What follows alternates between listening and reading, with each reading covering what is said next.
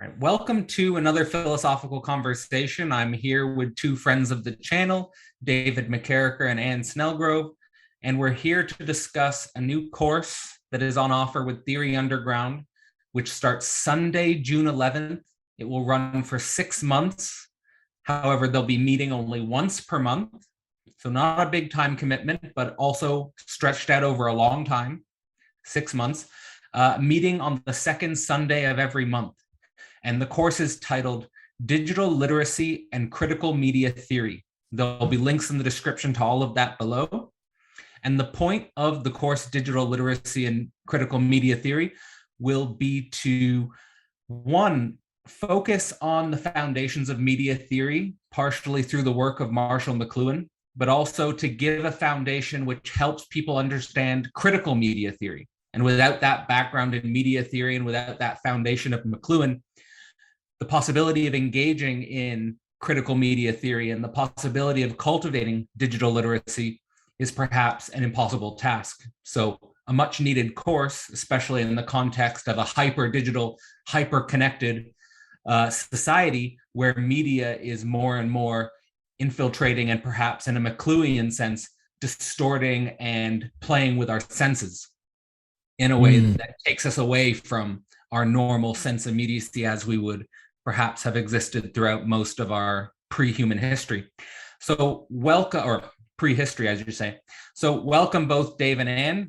Maybe just introduce yourselves, give a little bit of overview of what's going on with this course, and then we'll jump into a conversation which will primarily be focused on an interview with Marshall McLuhan from 1969. Right. Well, Anne, would you like to start?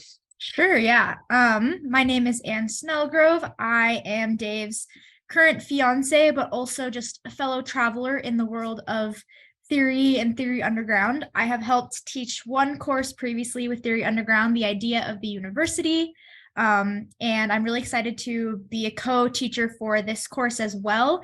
The kind of current fiance. Sorry. I don't know. Say it's like I've had a whole string of fiancés. You're right. Yeah. I'm Dave's fourth fiance. No, I'm Dave's only fiance.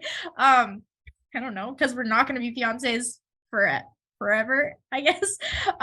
Anyways, what I offer to this course is kind of so while Dave will be tackling more of the theory and philosophy, I'll be tackling more of the social science and practical application side of this course, because we feel that with something like digital literacy and critical media theory that is very, very relevant to our everyday lives, we need to give people something to walk away with, something to apply to their lives that is based in the values and the understanding of the theory, but then has that practical application. So I've been, preparing and reading books such as Amusing Ourselves to Death by Neil Postman, which relies heavily on McLuhan, as well as books like Reclaiming Conversation by Sherry Turkle and Digital Minimalism by Cal Newport, all of which kind of offer some everyday things that you can implement into your life. And so that is kind of what I bring. I also think I'm bringing this perspective of someone who is a bit younger, part of Gen Z, who grew up from, the age of 10, 11 with Instagram, with an iPad accessible to me at all hours of the day. My parents, none of our parents could have known. We were really the first group of young children to have this stuff in our bedrooms, in our hands. And so I just have this perspective and have kind of struggled with this relationship my whole life. And so I'm excited to explore that with Dave and get some of this theoretical basis that I think is necessary for this conversation. Thank you. Yes. And I guess, I am Anne's current fiance. My name is David McKerracher. I'm the founder of Theory Underground. And I guess I'll say two things. First, about Theory Underground, that it is a lecture course gated social media site and publishing house by and for working class intellectuals, autodidacts, and renegade academics, or what we call PMCs. And the reason we're current fiancés is because we're really coming up on the wedding date quickly. So we just moved back from Mexico, where we've been for the last 5 months. And now it's just like we've got we've got multiple weddings from of friends and family to attend in different states, and then we go to our own. And so everything's weddings right now. But on the Theory Underground side, I've got the Being in Time research cohort getting ready to get going right now. So I'm doing pre-course lectures on that.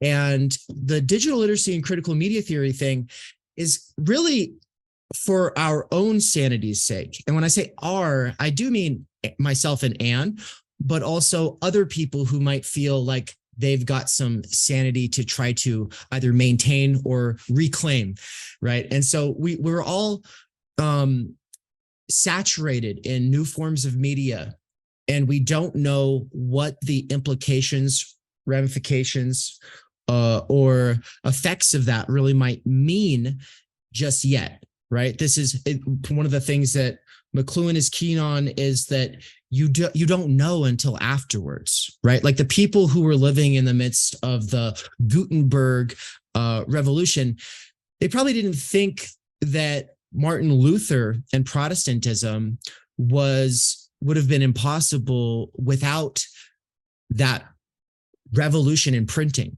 right? But the written word has always had a profound impact on societies that adopted or discovered it.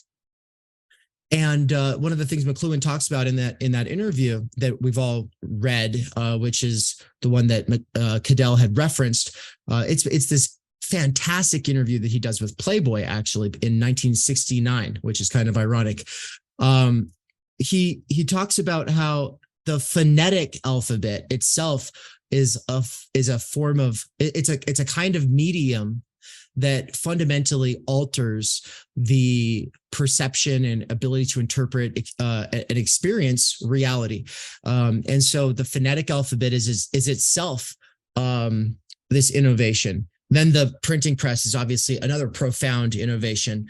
And so that's what he means by media, right? When he's talking about media, he's talking about any technology that extends any of our senses. And so it's like we are hooked in through our central nervous system into apparatuses of various forms of media or mediums. I like to say mediums because it gets away from the idea of like news media, right? It's grammatically incorrect, but the point is like it's the plural form. Media is supposed to be the plural form of medium, but because media tends to just mean the news, I just say mediums because it's like, okay, there's different kinds of mediums. The pen and the paper, this is a medium for communicating, right? But so is the radio, so is the television, obviously, so is every one of the platforms and websites and various kinds of things that we find ourselves hooked into through screens. And so there's a variety of implications and effects, and we're going to try to figure out what those are, because in the same way that we might not have known, people at the time of Martin Luther might not have realized what they were in the midst of with the rise of nationalism, which was predicated on print, on the distribution of newspapers, really. We don't know what we're in the midst of now. And so we feel that, though, at like this deep visceral level, we feel it. And so I kind of want to turn it back over to Anne to talk a little bit more about the idea that we're trying to salvage or maintain our sanity. Like, what does this course have to do with trying to salvage or maintain our sanity? What is it that we're kind of responding to at the level of how we feel about these mediums that we're using?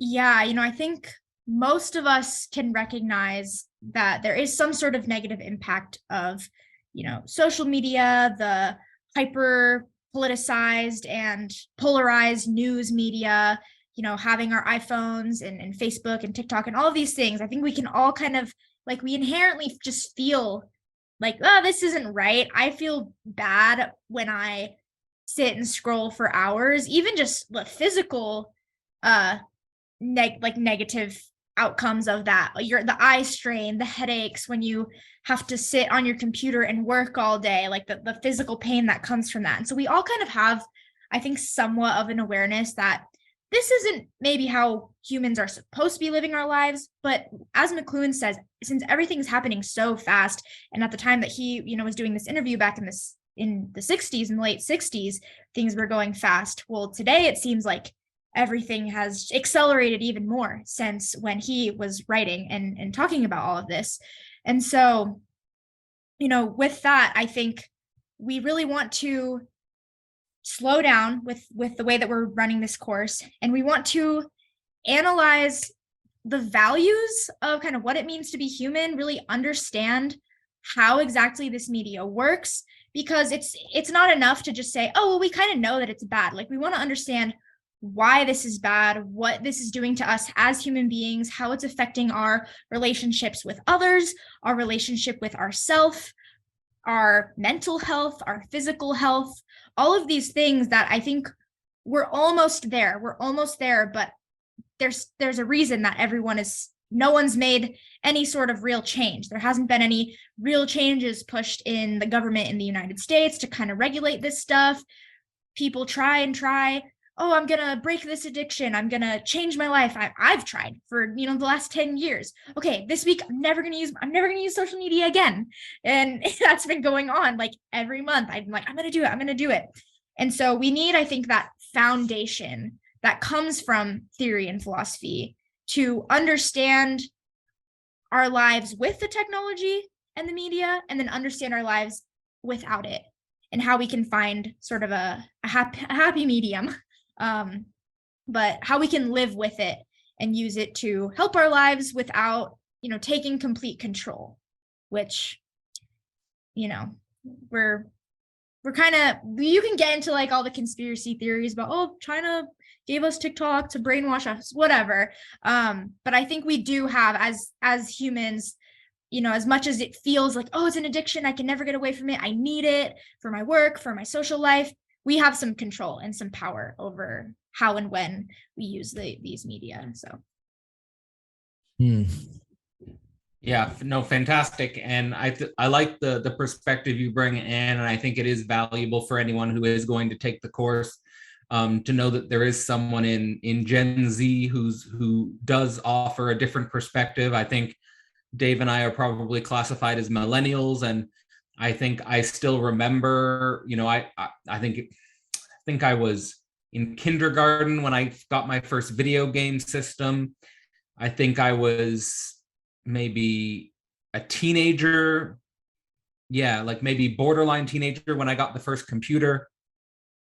And I'd imagine that has an impact, not only the fact that the age in which we come into contact with these machines, but also the quality of the machines themselves and the amount of content available, like, the internet before social media versus, like, for example, I think I got Facebook when I was in college, right? So I didn't have social media in high school. And I'd imagine being immersed in social media while you're going through school at that age is a totally different experience and a totally disorienting experience. And I have to say that as it relates to like sort of the stuff Dave and I are doing with, the online education platforms, we have no idea what's going on, really. I mean, we're just sort of freestyling and going along the way, but we don't know the consequences of these mediums. We're sort of caught up in this storm of I guess what McLuhan would call electronic apparatuses. And I don't think anyone would be outraged by some of the claims that McLuhan made in regards to basically the theory of media having a huge impact on our psychologies. But, one of the strange things, when we get into this article of Marshall McLuhan's interview from 1969, I mean, basically his major basic thesis is that all media in and of themselves, and regardless of the messages they communicate, exert a compelling influence on man and society. And it's like, who doesn't believe that now? Like, and at the same time in the interview, they're saying that the old guard humanists and outraged scholars were really upset at McLuhan's basic thesis. So, Where do you think, we should be situating McLuhan in regards to modern media ecology? And why do you think there was such a dramatic resistance to these ideas when McLuhan came out? Maybe start with you there, Dave. Yeah, that's, it's interesting because I think that there was even tremendous pushback against these kinds of claims, even just 7 years ago. I was giving lectures on the impact of technology and media, and I wasn't doing it from a McLuhanite basis just yet. I was drawing from Kierkegaard and Heidegger and some popular books about technology, such as Sherry Turkle's Reclaiming Conversation, and really just my own experience, because coming from a homeschool background, I've always felt like, well, the things that everyone else kind of takes for granted about how social things work, those don't just come naturally. Those don't just make sense. I know a lot of other homeschoolers, and a lot of them kind of just don't try too hard to learn how to socialize with different kinds of people from different kinds of backgrounds. I've always tried to understand where people are coming from. And so, but one of the things that this kind of background gives me, I think, is some kind of like outsider insight into the culture that I'm in. And one of the things that I saw was texting, going from phone calls to texting to social media, right? Like that was a very, very interesting movement to experience, right? Because there was just a time when it was just all phone calls, right? I guess there was also like AOL Messenger and stuff like that for some people, but then all of a sudden everybody's texting, right? And most of that's being done on those old keyboards, right? Or those old, just like the phone number pad. And then the shift to smartphones happens like over the course of like 5 or 6 years, and people changed. And I could see that people changed, but it didn't seem like people were aware that they had changed. And so that's what kind of got me interested in philosophy of technology. So then when I went to college and I was studying philosophy, I was like, oh, I love this stuff. I love this philosophy stuff.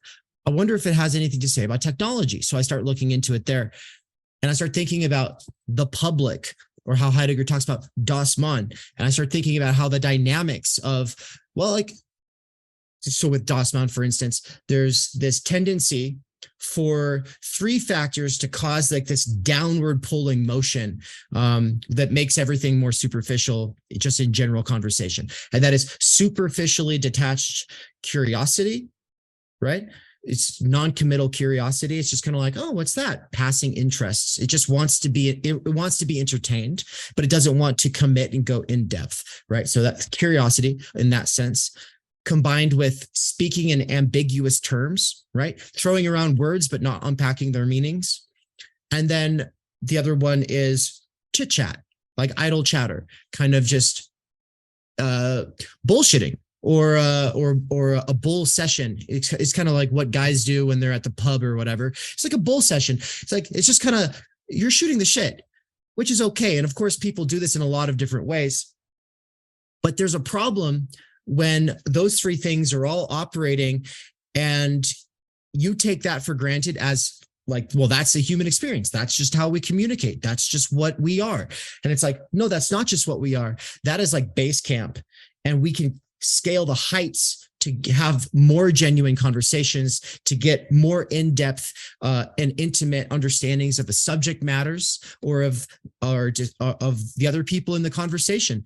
And so the thing is like that interplay of those 3 factors, ambiguity, idle chatter, and curiosity, pulling us downwards.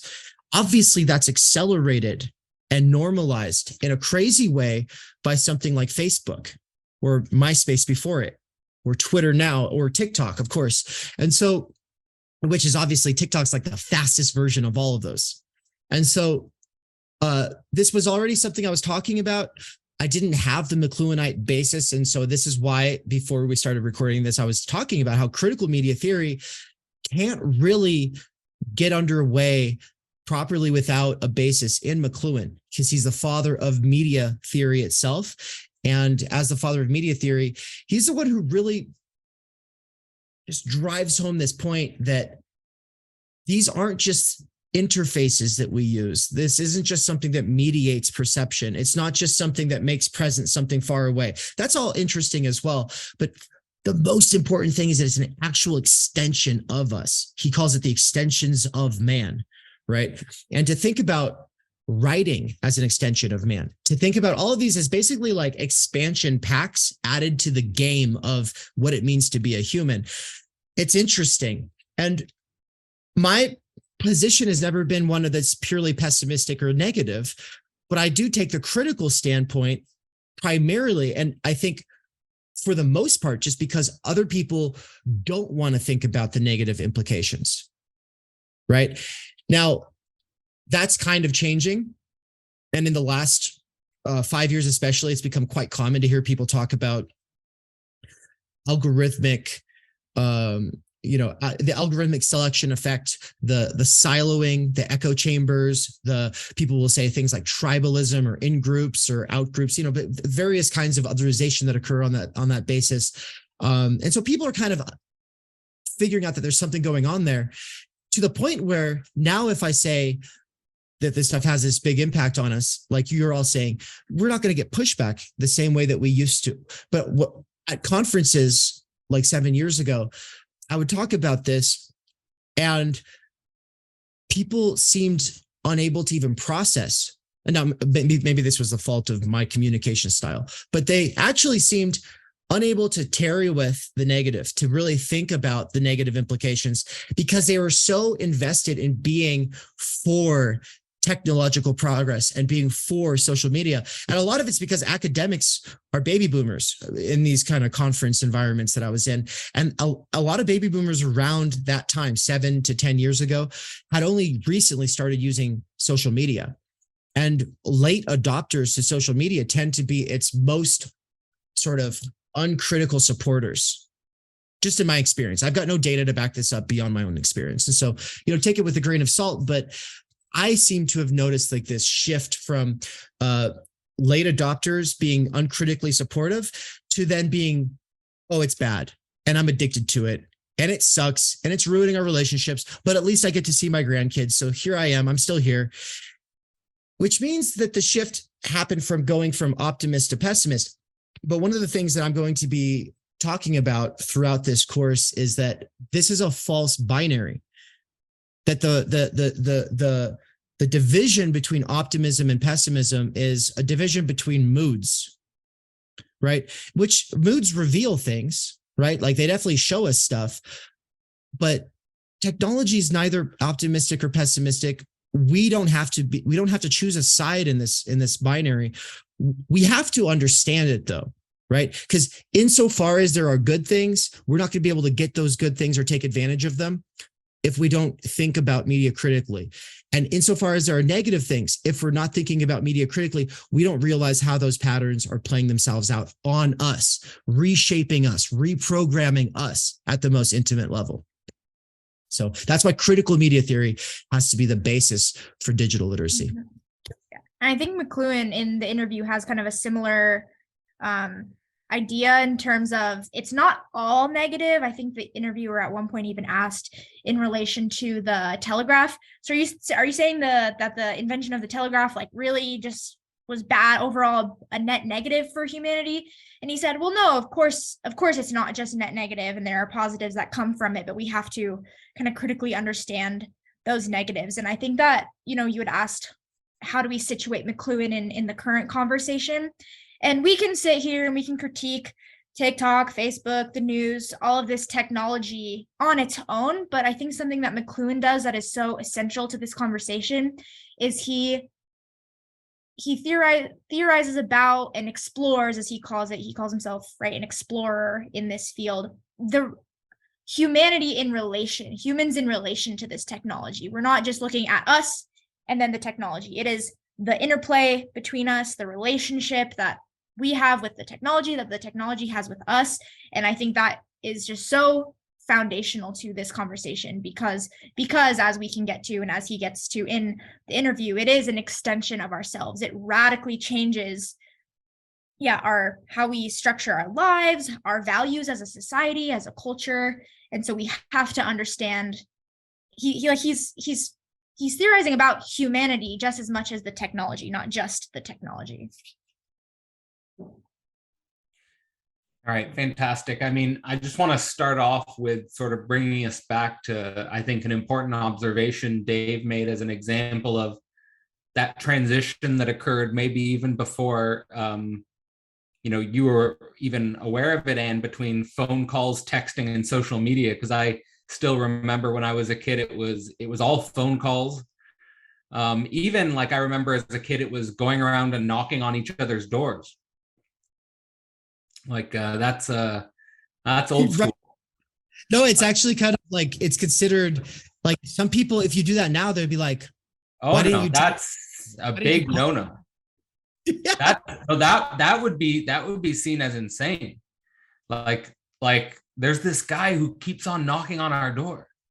Like, but no, like when we were kids, like back when I was a boy, we would like literally go door to door. Like we would say, like, let's go call on people. And by let's go call on people, we would mean let's go knock and see if Jimmy's home. Right. And let's see if he's up to go play hide and seek or whatever. Like that would be perceived as a huge rule violation or an unspoken implicit rule violation if you were to do that today. And it's just so strange today because a lot of the friends I have, I mean, are, I don't know, in Mexico, for example, right? Like, right. And like, let's go call on Dave, right? Is a Zoom call, right? Like, and so this is in some sense, it's a very practical example where you can see our senses literally becoming extended towards not just our immediate body, but around the globe. And so now you have all human beings who are not just sensory limited to a sort of sensory sphere, which is very close to the tribe and very close to the body, but where the body and the tribe has become planetary. And the body and the tribe has become truly global in scope, and time and space become less relevant in some sense. And so this is incredibly disorienting, and this is incredibly transformative, and creates all sorts of weird dynamics that probably we have no capacity to really think about. So when you think about some of the foundations of McLuhan's ideas, like there are some of the common statements like the medium is the message, some other ideas like this, or how do you think he gives us the tools to engage with new critical media theory? Like you're saying, we need a foundation in McLuhan before we can even engage in critical media theory and digital literacy today. I think that's the perfect jumping off point, actually, to the difference between critical media theory and media theory in this McLuhanite sense. He kind of was back and forth between optimism and sort of pessimism, but he never had a critique of capital, right? He considered him, I mean, if you read Understanding Media, pretty early into the book, he actually says that what he is seeing in media proves Marx wrong in terms of the priority of base over superstructure, right? So basically, for people who don't get the jargon, the base is the productive manufacturing base of society, right? Where everything comes from, as opposed to the superstructure, which is the culture, right? Well, the priority of base over superstructure in traditional worldview Marxism is to say we shouldn't focus on cultural things. We shouldn't. Yes, we use the newspaper, we use the written word and the printing press to distribute propaganda, but the propaganda always is supposed to be drawing people's attention back to the productive base and the relations of production that set up society in a class formation, right? And so the goal is obviously being to raise workers' consciousness of their oppression so that they will organize for the revolution. Okay, well, the problem with this, McLuhan says, is that media, it's not just like a vehicle for words that are purely ideological, right? It's actually something that fundamentally transforms our very subjectivity itself, right? And so what he says is that with digitalization, there's been a reversal of priority, so that there is now superstructure is over determining the base in this like reversal. And I admit to not being an expert on McLuhan. To me, there's a big question as far as like how far he actually takes his engagement with Marx. And until I've read everything he's written multiple times, who knows? But for now, I can say that in multiple places, I have seen him saying this thing about Marx, and it makes it seem like Marx was completely unaware of how much we are impacted by technology. I think Marx would probably just agree with McLuhan, at least as far as like the understanding that in human nature, insofar as we have a nature, is the augmentation of our nature through technological means. And I think that both of them see that. So getting the two of them to talk to one another is really important to me.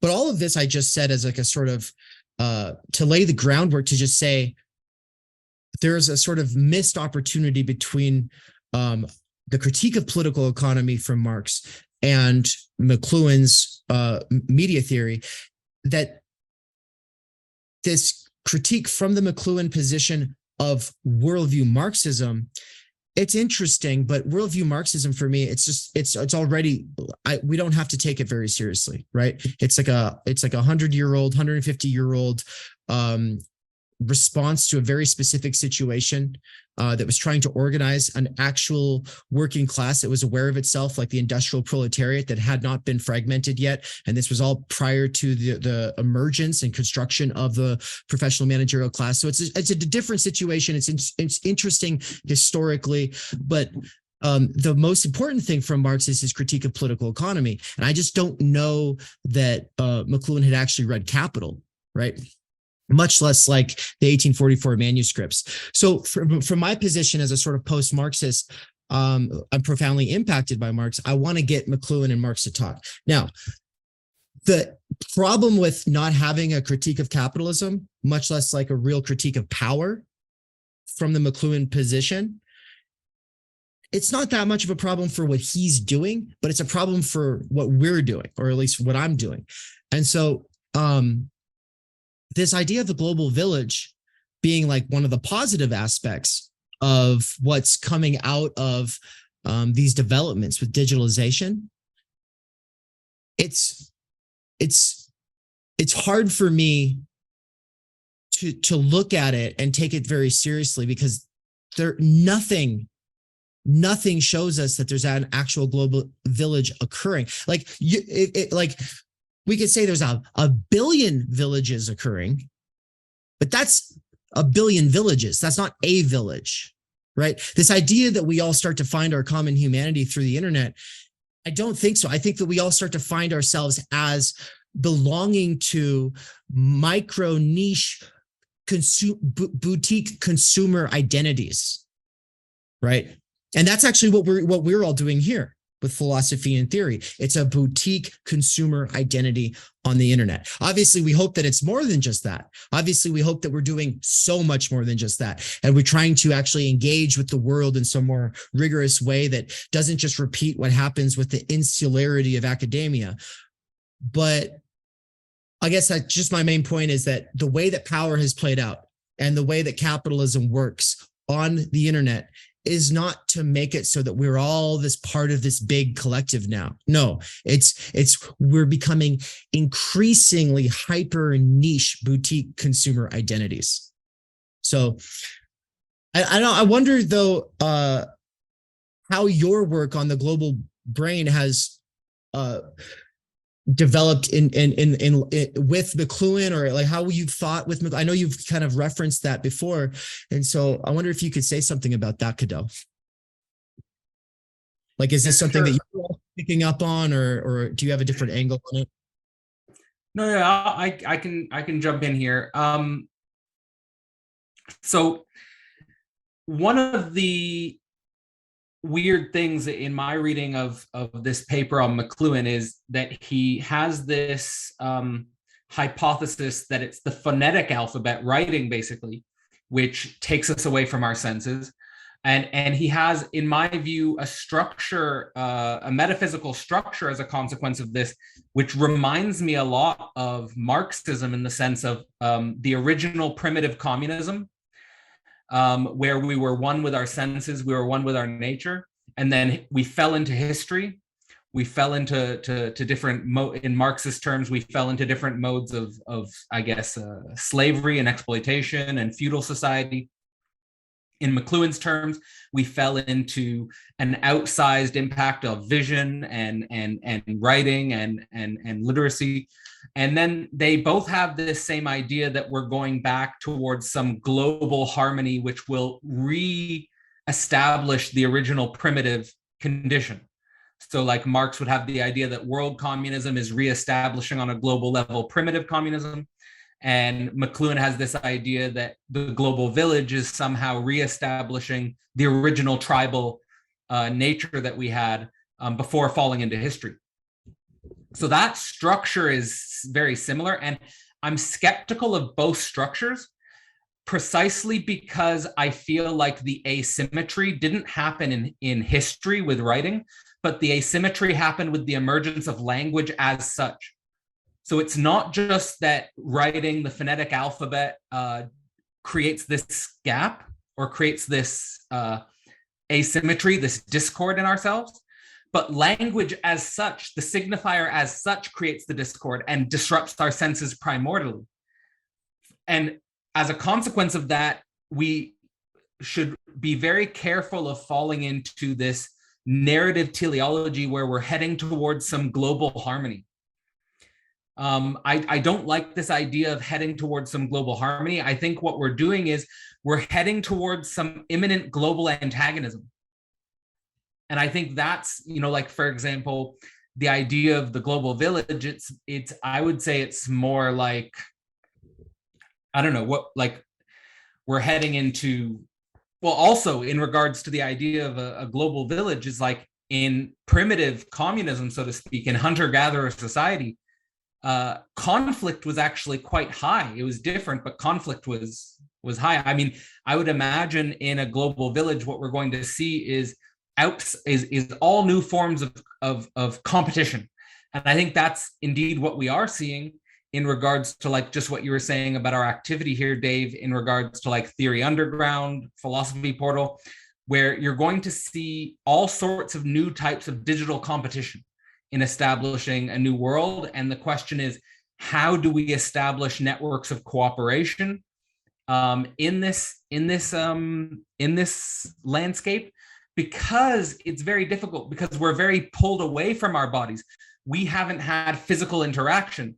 And as a consequence of that, basically there's this play of virtual identities, which can become very, in some sense, pathological, especially without a critique of capital and without a critique of power. So I'm glad that you're bringing that angle to McLuhan, because I think that is an angle that is missing. There is a type of utopianization of the electronic media. And even in this article, he says almost like this desire to exist in a medium beyond language, or like with no language, like he says that in this. So I guess, I don't know if that answers your question, but I do see both if I could bring it into a summary, I would say both the ideas of world communism and the ideas of the global village to me, repeat an ideological structure, which we should be deeply critical of on the level of this idea of a holistic harmony, which eliminates antagonism. And I think that what's at the heart of it is the origin of language and the way in which the discord or the antagonism is at the heart of our being in language.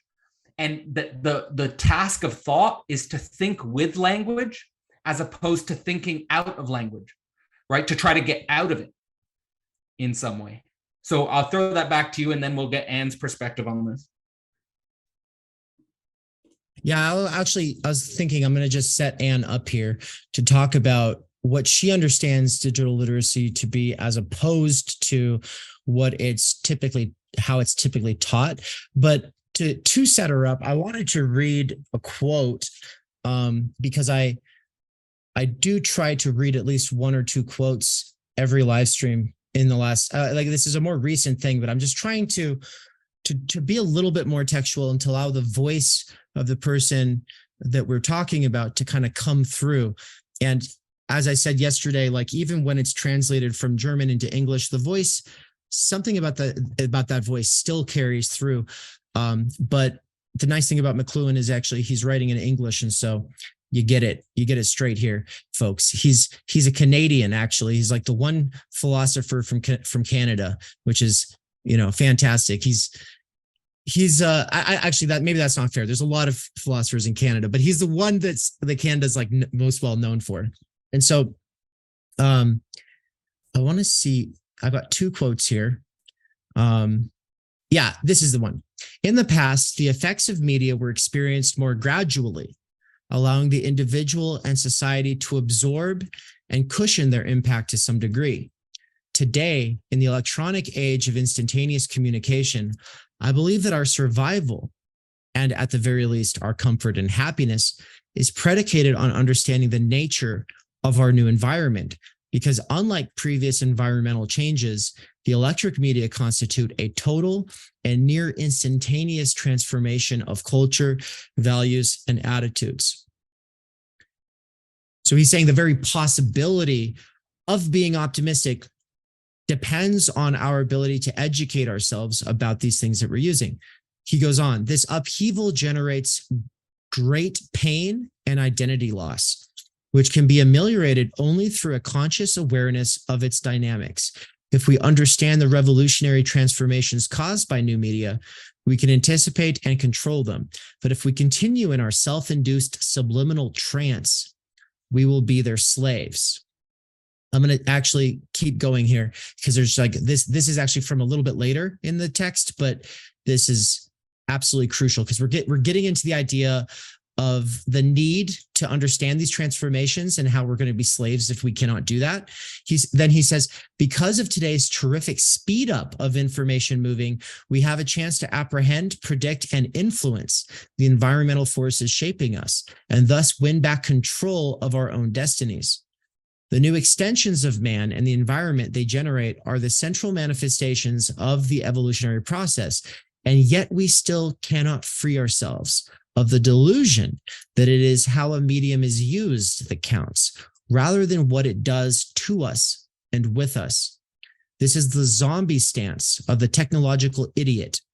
It's to escape this narcissist's trance that I've tried to trace and reveal the impact of media on man from the beginning of recorded time to the present. And so, in a sense, I think we do take this that he's saying very seriously, and it's something we're trying to practice in our own lives. And so I think that that's a nice tie-in to how Anne is conceptualizing digital literacy. Would you agree, Anne?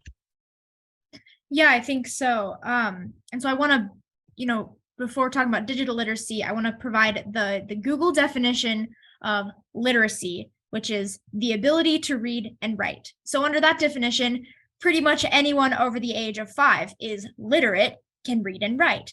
But Dave has offered this definition, or kind of changed the definition of literacy by adding the word functional. Are you functionally literate? So, Dave would argue that a lot of people in our society today are functionally illiterate in the sense that, yes, they can read and write for their jobs, they can read the newspaper, they can watch the newspaper, but functionally illiterate in the sense that they can't pick up a hard book and really struggle with it and tarry with it and focus on it. And so in the same vein, the Wikipedia definition of digital literacy is an individual's ability to find, evaluate, and communicate information by utilizing typing or digital media platforms. So under that definition, both of my grandmas are digitally literate in the sense that they know how to text and they know how to, use Google Pictures and whatnot. But in the same way that we're not really considering someone to be totally literate if they can't really struggle with and understand text, we want to work with a new definition of digital literacy in the sense that it's not just being able to use the technology, but it's being able to understand the digital technology, critically understand it, how it affects our lives, how to use it in a beneficial way, how to avoid using it in negative ways. So that's kind of this distinction that I think people think digital literacy, like when in school, for example, in high school, we were all required to take some sort of class that was like kind of getting the basics of like Microsoft and Word. And it is kind of thought of as, a digital literacy class. You're learning how to be literate in this stuff, but it's just very surface level. You know how to use it. I've never been given a class on, using technology that actually goes into the philosophy of the technology or really makes you think about why we're using this technology, how we, used to go about in the instance of Excel or Word, how we used to go about typing information and organizing information into spreadsheets. We never have this greater understanding of our historical relationship to what we're doing, and then in relation to other modes of technology, other mediums. And so that's what we want to focus on in this class, is not just, do you know how to use it, but do you understand why you're using it and how you're using it?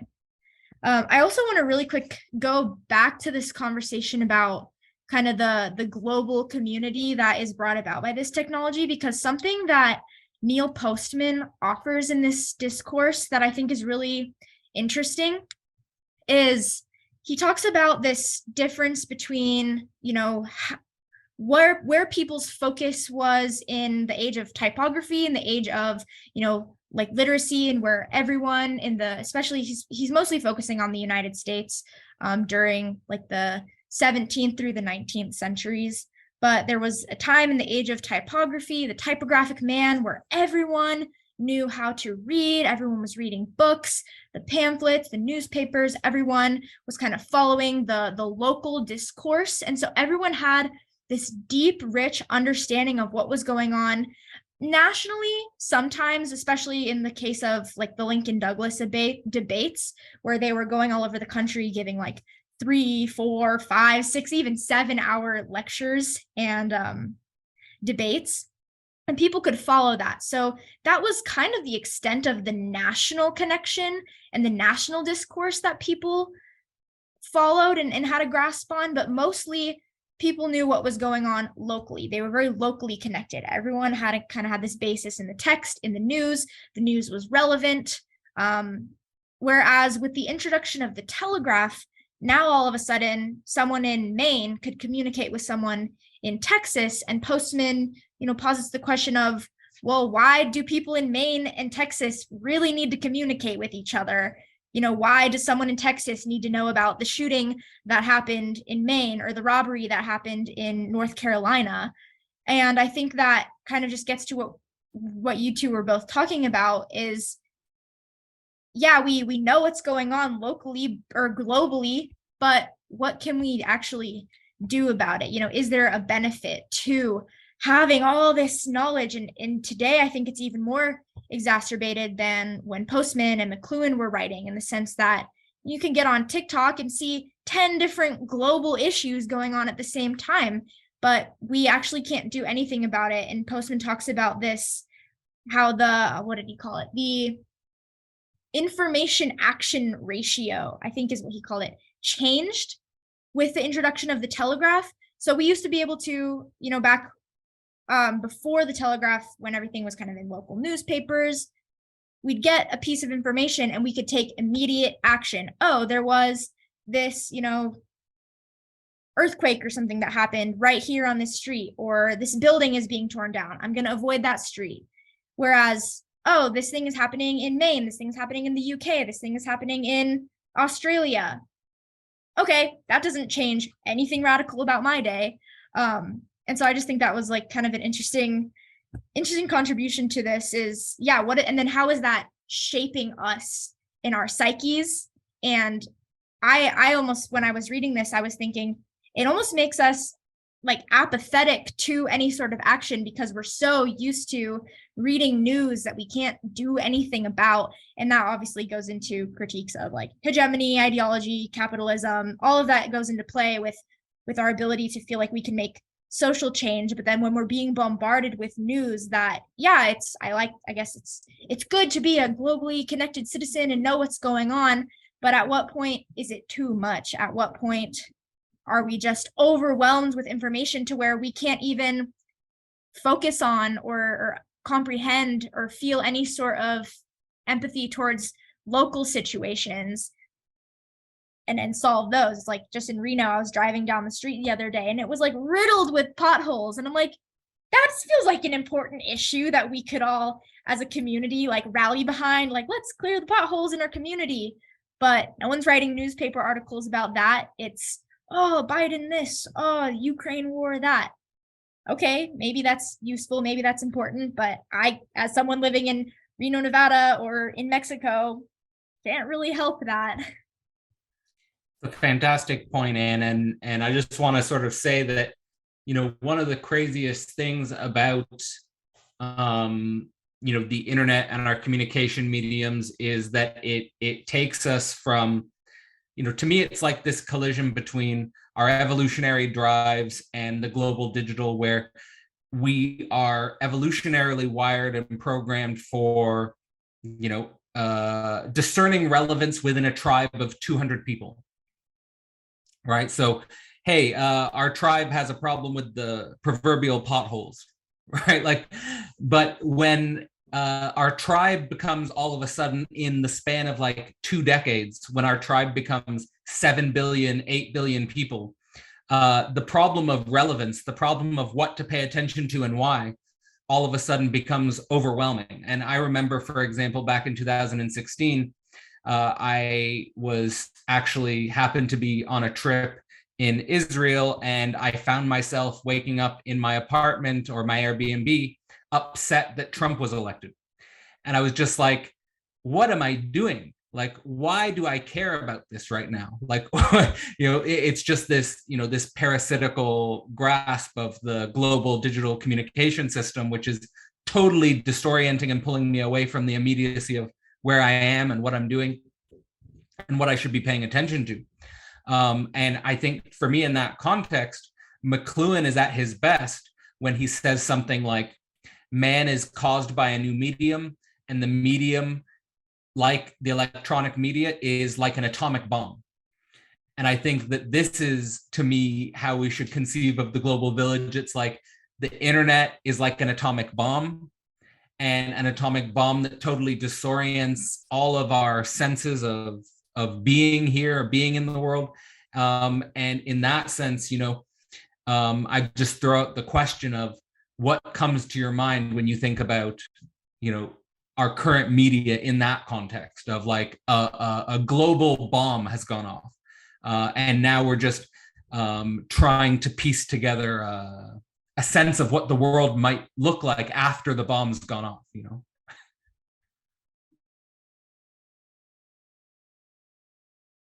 I'm going to just jump right in then to say that, like, I think the tie between, and maybe I'm setting you up, Andy, but the tie between digital literacy and the detonation of this bomb is, well, 2 things. I think we need to focus on survival itself, right? The maintenance and salvaging of sanity, right? Like McLuhan actually says that he thinks one of the consequences of, I kept saying digitalization, but that's actually not the word that he was using here. And I don't think he was so much observing digitalization as, what was the word he was just using in that quote? It's the electronic age of instantaneous communication, right? That's what he's focusing on, is this. He says that humans did not evolve to communicate or perceive things that aren't present to us, like in our vicinity, at the speed of light, right? So at the time of the founding of the United States, it took like the shortest amount of time it would take to send a letter to somebody in Paris was like 7 months, right? Like, if you read the letter exchanges between, like, say, John Adams and Abigail Adams, sometimes it took like a year and a half because one of those ships sank, right? Like, there's just this like communication. We had so much time to cool down after receiving a letter.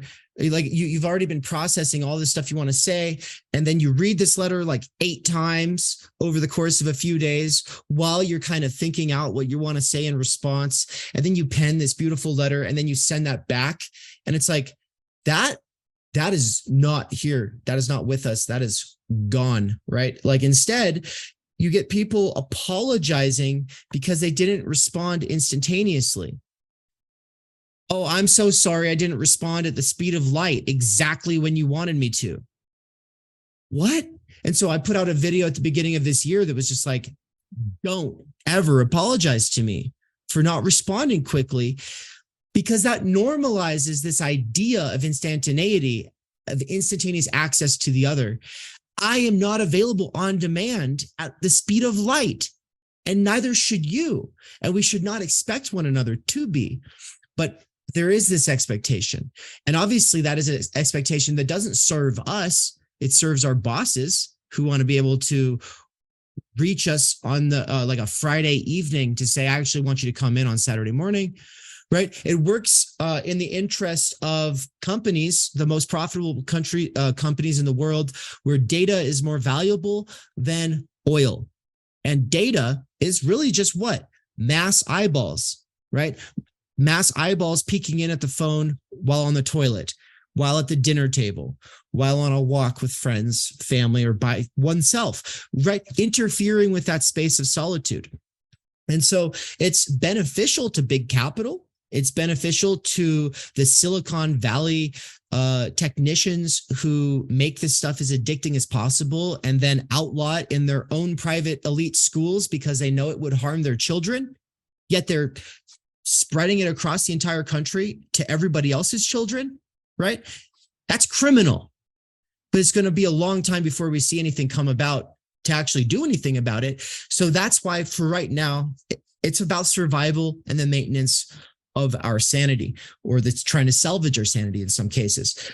And so I guess on the one side, it's survival. On the other side, it's etiquette. We don't have etiquette anymore. Like in the Victorian era, etiquette had become so exaggerated and hyperbolic because of class, with the Victorian aristocracy trying to set itself apart in distinction from lower classes, to where, you know, you have like 156 different kinds of forks and spoons and knives just to eat, you know, different kinds of meals and stuff. I'm exaggerating, but it's quite the elaborate setup. Well, at least they had an etiquette though, and we'd lack etiquette altogether. For instance, if somebody says, I'm so sorry for not responding sooner, or if I haven't responded in a day's time, and then they're like, are you there? Have I offended you? This is the result of the neuroses caused by rapid evolutionary changes in our mode of life that etiquette hasn't kept up with, that ethics hasn't caught up with. And so when we try to use old forms of etiquette or old forms of ethics, old kinds of expectations in this new context, maybe they're antiquated, maybe they don't actually make sense anymore.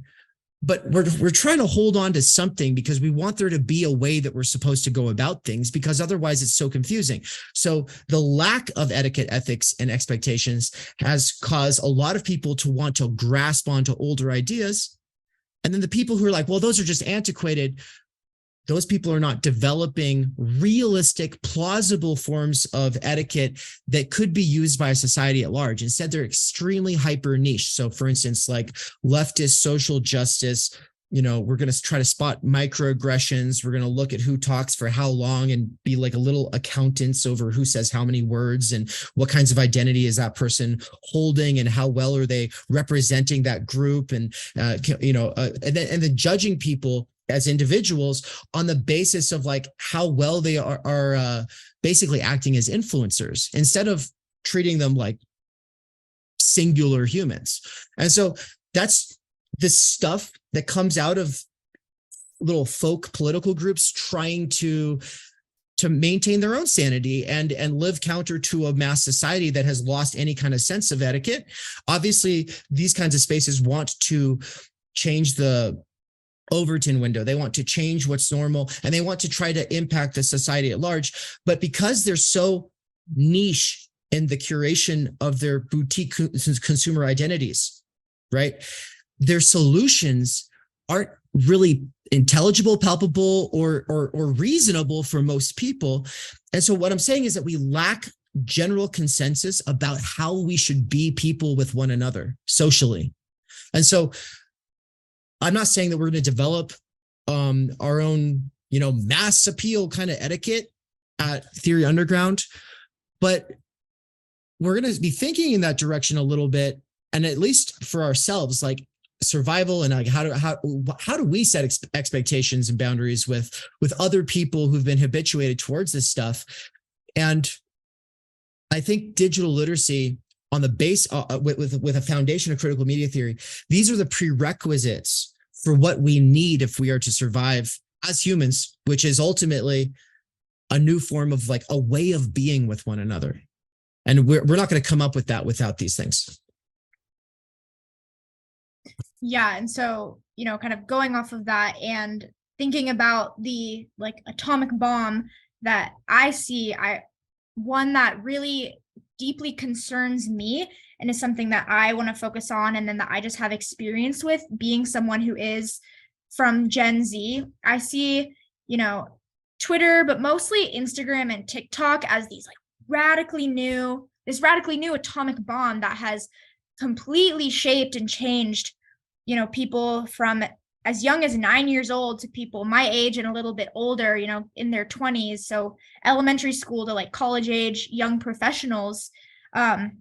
And I think there's enough critique right now on what the content of this media does to us, how it, shapes our perception of gender and our bodies and all of that. But I really am looking forward to kind of exploring these new forms of social media that are so popular, especially with young people right now, as the media in themselves, and how the form of these are radically changing us. So with TikTok especially, like most of my peers, I haven't been on TikTok for a couple of years. It really got popular at the peak of the pandemic. We were all lonely. Everyone was like, oh, I'm gonna, learn TikTok dances and make bread and whipped coffee. And that was kind of the thing that was bringing us together.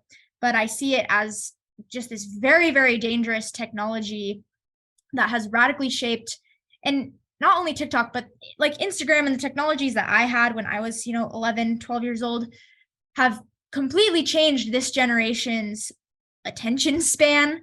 I mean, that's a struggle that educators are having to deal with a lot right now, is how to hold students' attention. When I was working in the university trying to develop a course, I even struggled just to convince the other professor to give the students longer readings. It's like even college age students in college setting courses, they're just not expected to read anything long. And you can be, frustrated about it from a teaching perspective, but you can't blame them, because they go home and it's, oh, TikTok. Okay, I switched to this. Oh, okay, switch to this. Oh, I'm looking at this now. Oh, I'm on my laptop. It's like there's this current meme going around right now that's how to get kids to focus. And it has someone's like giving a speech, and then on the screen next to them is the game Subway Surfers. They're just like playing a video loop of Subway Surfers. And that's kind of the meme, is like young people today have to have something else to focus on along with the speech or along with whoever's talking. Like, we can't just sit and read a book for an hour or 2 hours. It's like, go, go, go, go, go. And so that's a struggle that teachers are having to deal with. We see, this technology that we're always on. When we're standing in lines, we can no longer just kind of stand in a line in an elevator, at the dinner table. That I tell Dave, that is the thing that makes me the most sad about all of this technology, and I think is really telling of our times, is when we're out at a restaurant and I see a family sitting together and the parents are both on their phone and the kid is like watching something on an iPad or their parents' phone. No more is it, let's play tic-tac-toe on the kids menu and talk about our weeks. So it's radically changing the family. It's radically changing friendships. The way I communicate with some of my friends now who are from high school, who I don't see very much, is rather than checking in on each other, we send each other memes and we send each other TikToks. And that's kind of our monthly or bi-monthly check-in. And so it's radically changing us in all of these ways. Sherry Turkle, when in the course, we'll talk about these two concepts that she focuses on, solitude versus solicitude. It changed. So solitude being our time with ourselves. This technology has radically changed our ability to have any sort of solitude at all. I mean, I'm guilty of it as well. Just sitting with myself and having nothing coming into my brain, just me and my own thoughts. I think today, we consider me time, solitude, as sitting and having your phone or getting to watch Netflix or watch some YouTube videos. And then on the other hand, solicitude, being with others, that's been radically changed as well, because like I said, we always have the phone with us. We're, switching attention between the person that we're with and what's on the screen, and engaging with them by, look at what's on my screen. And so in terms of thinking about how to deal with this atomic bomb of this technology that has rapidly changed our attention span and kind of how we interact with ourselves and each other, I falter between being an optimist and a pessimist. Every other week, it seems like I go, oh, it's hopeless, I can't do anything about it. And then, oh no, we can take individual action. And I think after this interview that Dave and I did just last week with Andrew McLuhan, the grandson of Marshall McLuhan, I definitely have a bit of more optimism than I think I normally have, which is, as much as we can blame the system, we can blame the developers of this technology, we can have the critiques of the technology itself, and the apps. We also have the power to, and it's hard. It's really hard, especially when you know that some of these apps were developed by the people who develop slot machines and who figured out how to make it as addicting as gambling. So it's a struggle, but we have the power to say, no, I'm going to read for 15 minutes straight. And that is a form of resistance of, no, I'm going to leave my phone in the other room, or there's a trend where people, when they're out to dinner, everyone stacks their phones on top of each other, and the first friend to grab their phone has to pay for the meal. So it's that is a form of resistance, is no, we're all going to be present with each other without our phone. And so those individual actions are what I'm excited to focus on and kind of develop with the theoretical basis in this course, but are things that we can do to kind of attempt to get our own individual lives back. It's never going to be perfect. We're never going to be able to escape it completely. Sometimes you need Facebook to, get updates from a group, or to be able to message certain people in another country that you're friends with. So we're never going to escape it, but it is just finding those little changes to make that we can maybe start to resist it and reclaim our lives and realize, oh, there is so much more to life and this world than just what's the latest TikTok trend, what's going on here, what's going on in this political sphere. Dave, you're muted on Zoom. I mean, Dave, did you want to jump in there? Go for it if you do.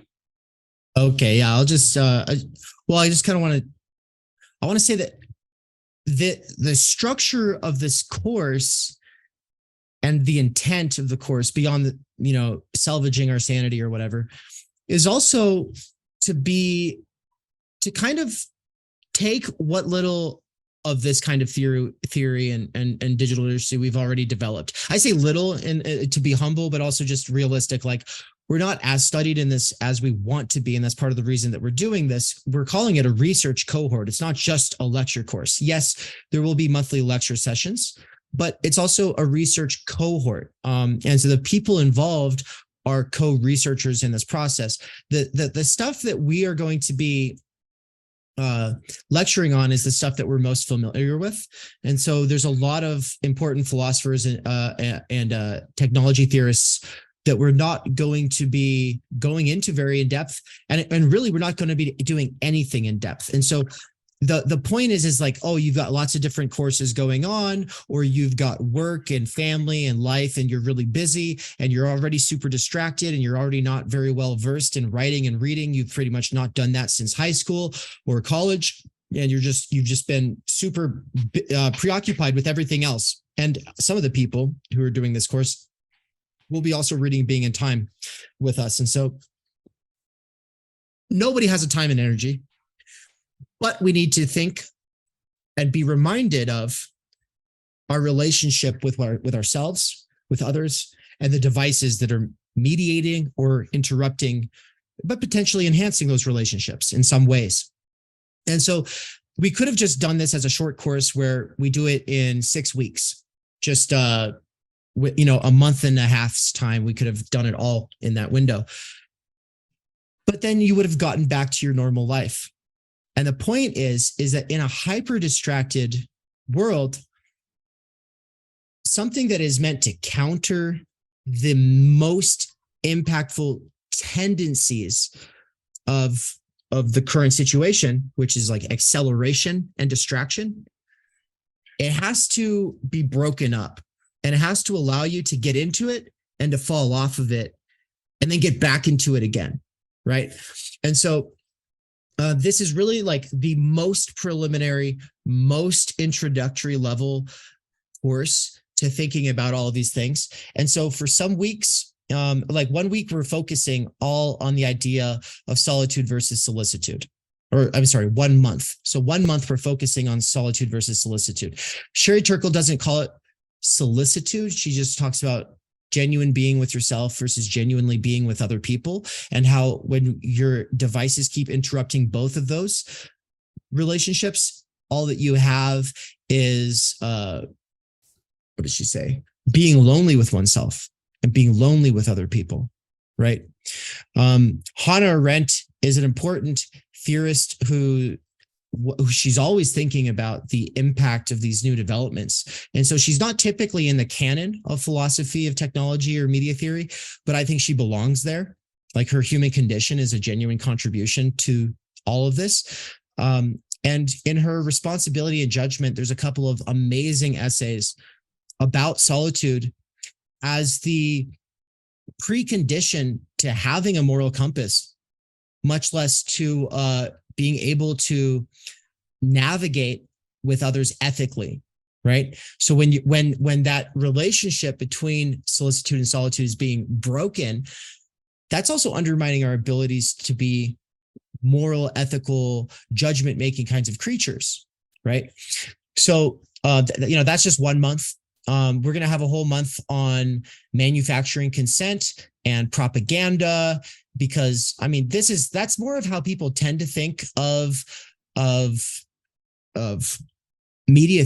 When they hear of media and they're thinking about it critically, they're thinking of manufacturing consent with Chomsky. They might be thinking of Edward Bernays' propaganda. They might have. I'm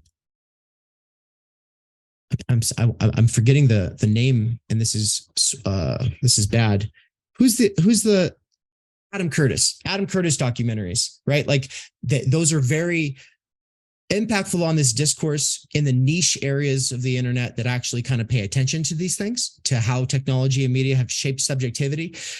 So people watch a lot of Adam Curtis documentaries, and that's definitely like the focus on propaganda and manufacturing consent and the psychology of persuasion. But we're just going to do that in 1 month. Introduce a variety of authors, introduce a variety of concepts, talk about some basic stuff in both propaganda and advertising / marketing, right? Because marketing and propaganda both rely on certain concepts of psychology, and they instrumentalize psychology with the intent of persuasion and manipulation, right? And so on the one level, we want to defend ourselves from that. But also we want to think about that in the context of McLuhan, right? And it's thinking about things critically in the on that sort of McLuhan / Marxist basis that gets us to thinkers like Virilio, that gets us to thinkers like Baudrillard. And so there's a lot of these other thinkers who are going to be absolutely fundamental, but first we have to pass through McLuhan.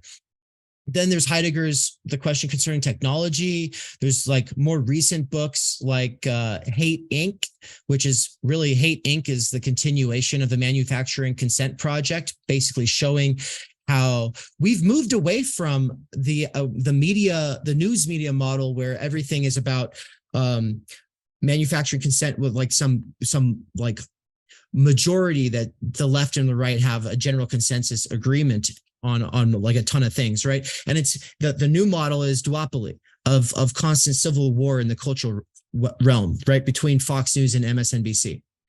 And so that's the business model now, is constant antagonism, constant anxiety, constant stress. That's the marketing strategy now, as opposed to in the 1980s and the 1990s. It was more of like, we all, left or right, kind of laugh at the fringe freaks who they're all upset and hysterical, right? Like, oh, it's those the book burners over here, and these abortion protesters over here. Like, we laugh at them, but we have a general consensus, and that kind of keeps the majority together. No, the new model with Hate Inc. is no. Half the country's absolutely crazy and wants to kill us and fuck up your kids. And then the other half is saying, no, all the same things, but it's them. And it's constant. And in actual fact, they don't represent halves of the country. They represent like 15% of the country. Each of these sides represents about 15% of the country. And then most other people kind of just have like some vague sense that that's going on, and they hate it and they're averse to it, right? So we move through all of those things. We're going to get into Byung-Chul Han's psychopolitics, his burnout society. And so we're drawing from all of these different theorists. And then we're drawing from, as Anne was saying, the digital literacy people are a lot more like this popular newsstand bestseller types of thinkers like Cal Newport and Sherry Turkle, who are absolutely fundamental, right? Because they're doing work that is not being done in theory circles or in philosophy circles. And so their work in some ways is going to benefit a lot from being brought into dialogue with these theorists, but these theorists are going to benefit as well by being brought into actual practice, right? Into these basic strategies for coping, right? And so every month there will just be a single assignment as far as like what you're supposed to be doing that month. And it might just be to, figure out like to leave your phone downstairs or not to bring it to your bedroom. Your phone, your bedroom becomes a no phone zone, right? Or it could be an assignment like doing a journal entry, even for just 5 minutes per day, right? But these basic kinds of things that are meant to, in various ways, intervene and counteract certain tendencies. And then there's like this discussion group component so that we'll be able to kind of all share our experiences, because that's the idea about this being a research cohort, is that none of us really know the answers. We just don't. And so what we hope to do is find, share, learn, grow together.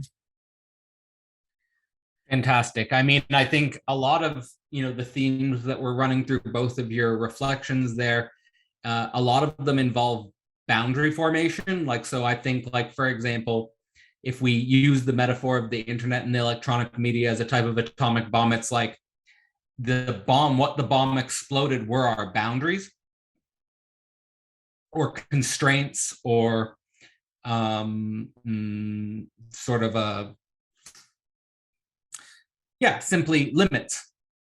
And so now we live in this space of no boundaries. We live in this space of no constraints. We live in this space of no limits. And we don't have any normativity. We don't have any consensus or center to organize a new set of boundaries, a new set of constraints, a new set of limits. And I think that brings us to an interesting interplay, you know, which I wanted to talk about that's throughout McLuhan's work, which is this idea that the types of media that developed in civilization led to an individualistic culture as opposed to a tribal culture, and that the electronic media is leading us back to a tribal culture and away from an individualistic culture. Again, you get this structure which appears in Marx from primitive communism to world communism, where you go from, like, we lived in a hunter-gatherer tribes, and then we're going to go to a global village where we're back in the same tribe. And there's this movement away from the individual to the tribal. However, it seems to me like I'm looking for a more complex view of the situation, or at least a new lens to the situation, because I think what's often overlooked in that narrative is the fact that the individual is an achievement of history. Like, if we go back to a situation where there's not even a way to individualize or conceptualize yourself as an individual, there's a lot of negative side effects to that, which was also brought up in the interview with McLuhan, and he responded to it in various ways. But I just like to get a sense of what both of you think about this dynamic between the individual on the one hand and the community or the tribe on the other hand, and what the role of boundary formation might be here, because I think that it's beyond the capacity for an individual human to actually identify tribally with the entire planet and to identify tribally with the entire species, which again, you get into this idea in Marx of species being. And then the other thing is, like, is the individual so bad? And what's the role of differentiation, and what's the role of, like, you know, cultivating both a self and an other dynamic, which seems to me to come up in both of your speech, which is to basically create boundaries so that we have a good self relation and a good other relation and a dynamic between the two. Yeah, I'll start on this one. Just the other day, Dave and I were kind of talking about almost this exactly, and I almost had this, like, realization. Maybe it wasn't such a deep realization, but at the time I was like, oh my gosh, this is brilliant. No, I think right now in our society, I especially see it as, you know, a young woman. I see a lot of this push of be an individual, pursue your career, like, you don't need anyone, no one owes you anything. And there is a lot of push on individualism. There's a lot of, I think, like, anti-family sentiment that I see, that I feel, just like I said, from my perspective and my age. And so, yeah, we're kind of living in this hyper individualistic culture, which, yeah, we can weigh, like, the pros and cons of that. Maybe there is some benefit to encouraging people today, especially younger women, to, yeah, you don't need a man to get a credit card, to do this, to do that, as we saw, you know, 100 years ago, where women didn't have the same autonomy and ability to just function as their own person in humanity, in society. Okay, that's good. But then on the other hand, you know, we see, like I said, an anti-family, a very career, like an individualist, careerist push that makes the meaning as your life is just go be a go-getter, be the girl boss, you know, do this, it's all you. And I think that is going to create, I think we're kind of in the middle of it, and I can't speak to anyone else's experience in the same way that we don't really know the effects of these media while we're in the environment. We're only going to find out after the fact. We're only going to find out, you know, 10, 20, 30 years down the line, when these people who have been pushed this idea that individualism is the way are in their 40s, 50s, 60s. We're going to just see how they feel about their lives. But the realization that I came to the other night was, like, our lives are not meaningful, like, just as human beings because we're individuals, but what makes us uniquely human as opposed to an animal who, you know, they're animals are usually like, especially mammals are like they're pack animals, they're always together, but when they're out on their own hunting or whatever, there's probably not like thoughts going through their head. They're not reflecting on their lives, their society, what they're reading. But what makes us human, the cool thing about being human, is that we do get to develop that relationship with ourselves, but that's not the only thing that we need. So I think we are relational people. I think we need to have relations, from the day we're born. We're like, we need mama, we need to be on her, we need to be with a caretaker. I think there's something innate in us that I don't necessarily want to say craves, but does a lot better, thrives with maybe it's physical affection from a partner, from friends, just being around others. We're social creatures. So while being social creatures, the thing that makes us uniquely human is that we have the ability to develop a relationship with ourselves that other animals, that other species probably can't do. And so, yeah, when thinking about this idea of the cultural village versus smaller villages versus individualism, I kind of forgot your question, but just in terms of thinking boundaries, about boundaries for the self and Okay. the other, and some dynamic between the self and the other. And Mhm. is there I agree that like if we go all the way individualistic, that's not the way to go. If we go all the way tribal, I also think there's a downside to that as well.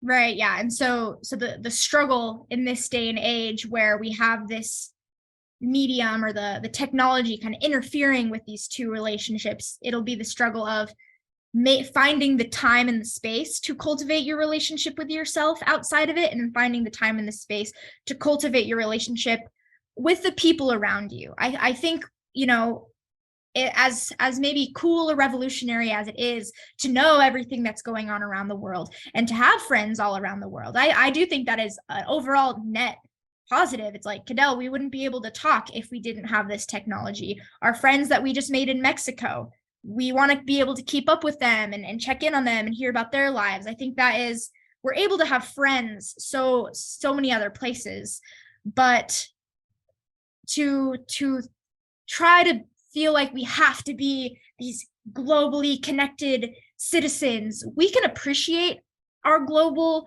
community and our global humanity and try to see the humanity in other people and other cultures and just like have a base understanding without feeling like we have to advocate for every single issue that's going on in the world.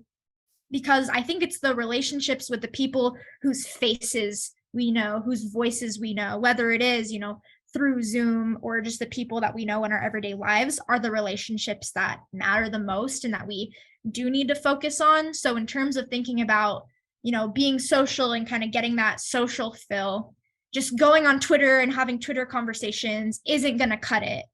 Going on, talking to people through the DMs that you've never met before isn't necessarily going to cut it.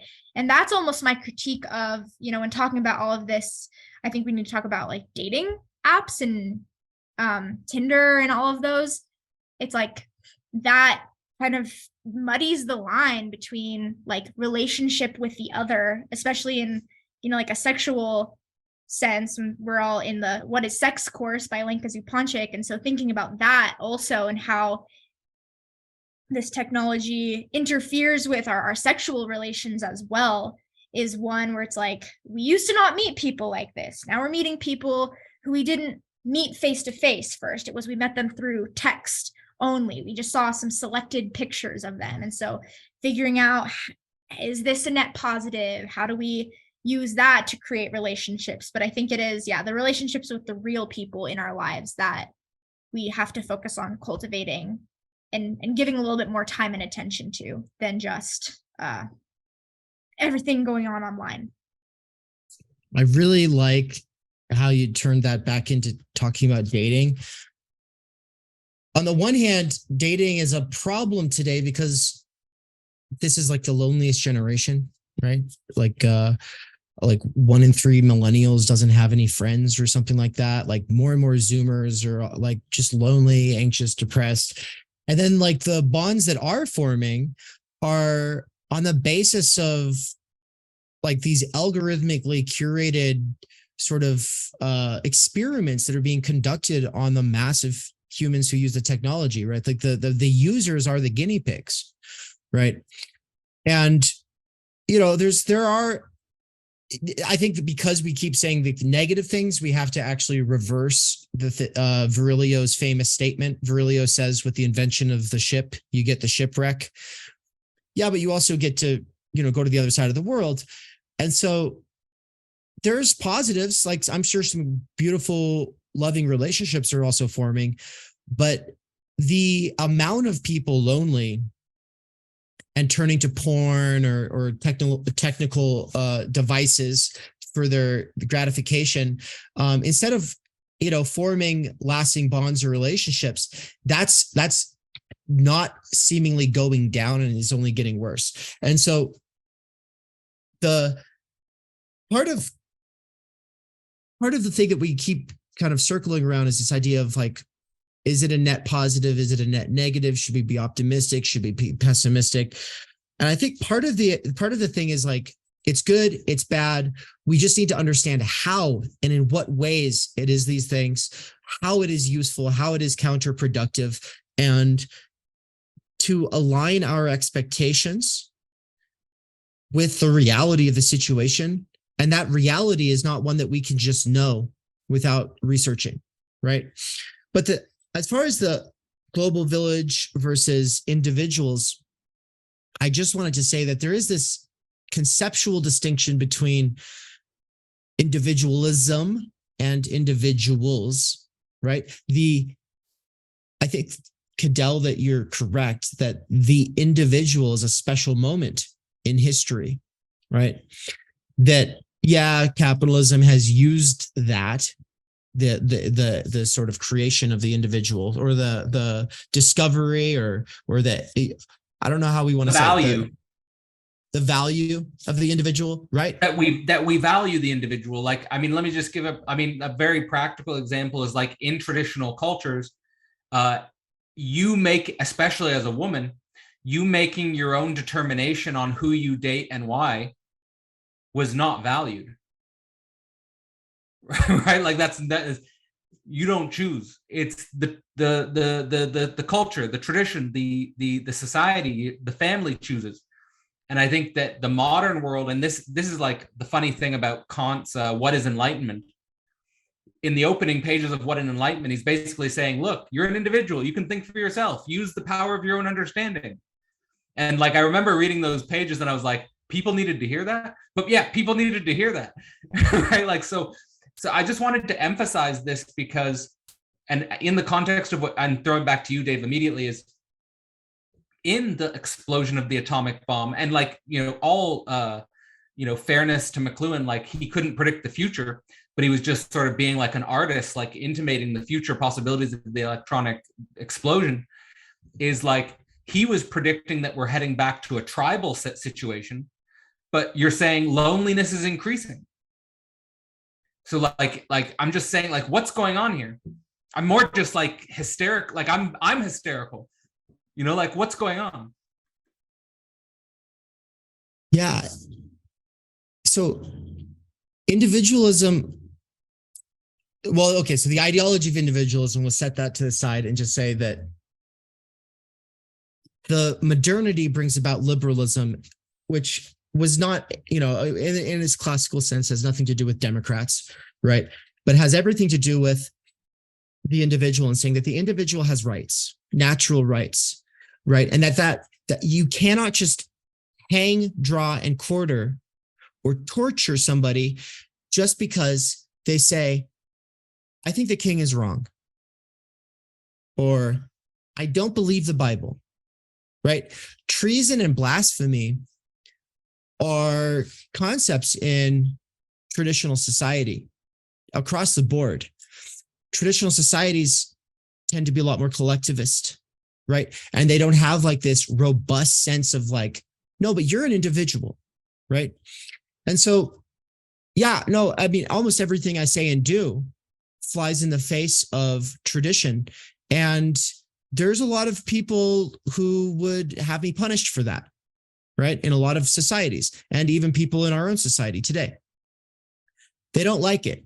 They don't think that I should have that freedom. They don't consider that real freedom. They consider real freedom only this. Real freedom is you choosing to follow the rules, right? And to kind of sacrifice yourself to become a cog in this greater good collective that is personified in the form of some king or some Führer or some chairman, right? So totalitarianism is a response to modern alienation and the de-tribalization that causes a lot of feelings of anxiety, right? But it also is the basis for almost everything good that we tend to take for granted. So from communism to fascism, these are responses to the situation that try to re-tribalize us, but in some mass society. Being tribalized when you know the 200 people has got to be a different experience than being tribalized by force by a state that's trying to take over the entire world. Right? That is the total mobilization of millions of people or billions of people. That is horrific as compared to the total mobilization of 200 people. Right? Well, at least you know those 200 people. And if you really fucking hate the chief in that, or somebody on the council in that tribe of 200 people, you can kill them. Like, you can actually intervene. You can just stop them. And obviously, yeah. Shout out to Freud, totem and taboo. What up? Take down the primal father. You can actually take down the primal father, but also your words could have an impact and actually change things, right? Like, you could politically navigate with everybody else in that situation. That's just not on the table for a mass society. But okay, so there's all these advantages to the individual, all these things that we like about the individual. Then there's individualism, which is toxic in a lot of ways. And we could get into the reasons why. I just wanted to separate the two and then say that atomization is not the same thing as the individual in its more robust sense. Like, I don't know where I've heard this, but I'm sure you've all heard it as well. But the developmental stage thing is supposed to go from dependence, you're depending on your parents, to independence, you can actually take care of yourself, to interdependence, because once you've learned how to take care of yourself, then you learn how to work with other people, right? Individualism doesn't want you to learn how to be interdependent with other people, right? It's a complete focus on the self. All success and failure comes down to the self. You're responsible for everything in life. And that's a crazy burden to bear, right? But I don't know that we even get past dependence nowadays, right? In a lot of cases. And so the hyper atomization, though, isn't necessarily even the discovery of the individual, right? If you're hyper atomized and you only find yourself through being represented by some influencers that are algorithmically curated and geared towards your consumer interests, and that gives you your sense of being in the world, are you really an individual, right? Are you really mediating between universality and particularity to flesh out and develop your singularity? No, probably not in a lot of cases. And so to some degree you are, but how robust is it? And so, yeah, these are the kinds of problems and things that we'll be thinking about. I really quick here want to plug, well, the shirt that I'm wearing, I actually chose this shirt for the occasion. You can't see it. It's from my favorite band, their album that came out in 2018, which was called A Brief Inquiry into Online Relationships. And so they have a particular song in this album. It's called The Man Who Married a Robot. And the song is recorded in like a robot reader voice over this almost creepy melodic music in the back. And so it's like a British male, like Siri voice speaking, like, this is the story about a lonely man. He lived in a lonely house on a lonely street, blah, blah, blah. But the internet was his friend. You could say it was his best friend. And so it goes through like telling this story of this man They would play with each other every day, watching videos of humans doing all sorts of things, having sex with each other, informing people on what was wrong with them in their lives, playing games with young children at home with their parents. And so it kind of goes through this like relationship that this man has with, it's just calling it the internet. And he says, the internet asks him, do you love me? And he says, yes, I love you very, very much. I never want us to be apart ever. And by the end of the song, after it goes through all the things that the man and the internet would do together and they go everywhere together, it goes, so yeah, the internet says, you can tell me anything. I'm your best friend. Anything you say to me will stay strictly between you and the internet. And so he did. The man shared everything with his friend, all of his fears and desires, all of his loves, past and present, all of the places he had been and was going, and pictures of his penis. He would tell himself, man does not live by bread alone. And then he died in his lonely house, on the lonely street, in that lonely part of the world. You can go on his Facebook. And that's how the song ends. And I think that in this conversation of loneliness is like, that's it. And that's why in the chat here, I said, we're a lonely tribe, is because we think we have this like tribe. We think we have community on the internet. But then in the end, if it's not with real people who are in your life every day, you die, and then who's there to remember you? It's like, you can go on his Facebook. Oh, wow, you can kind of see remnants of a real person, but you didn't actually know the real person. And so I wanted to plug that because I think that song, now that we're in the middle of this conversation, I go, wow, this is very relevant and like haunting. It's a haunting song. It truly is. I highly recommend it. Yeah. I'm going to check out that album after this conversation. It's really good. Yeah, thank you for that. It's I think it captures, to me what I feel like. So like in this dialectic between original community, emergence of the individual, and a desire to return to an original community. I think that what's missed here is confronting loneliness and the alienation we can feel in loneliness as a positive.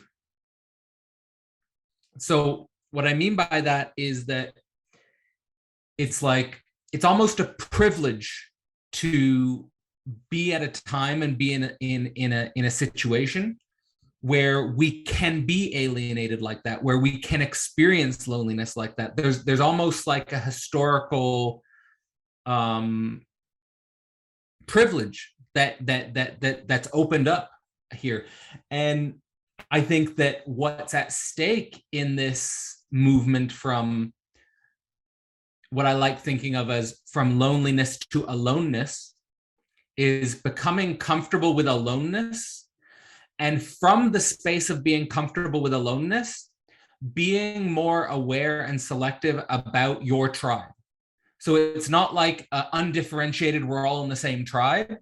It's that people who are comfortable with themselves alone, selectively forming tribes or networks.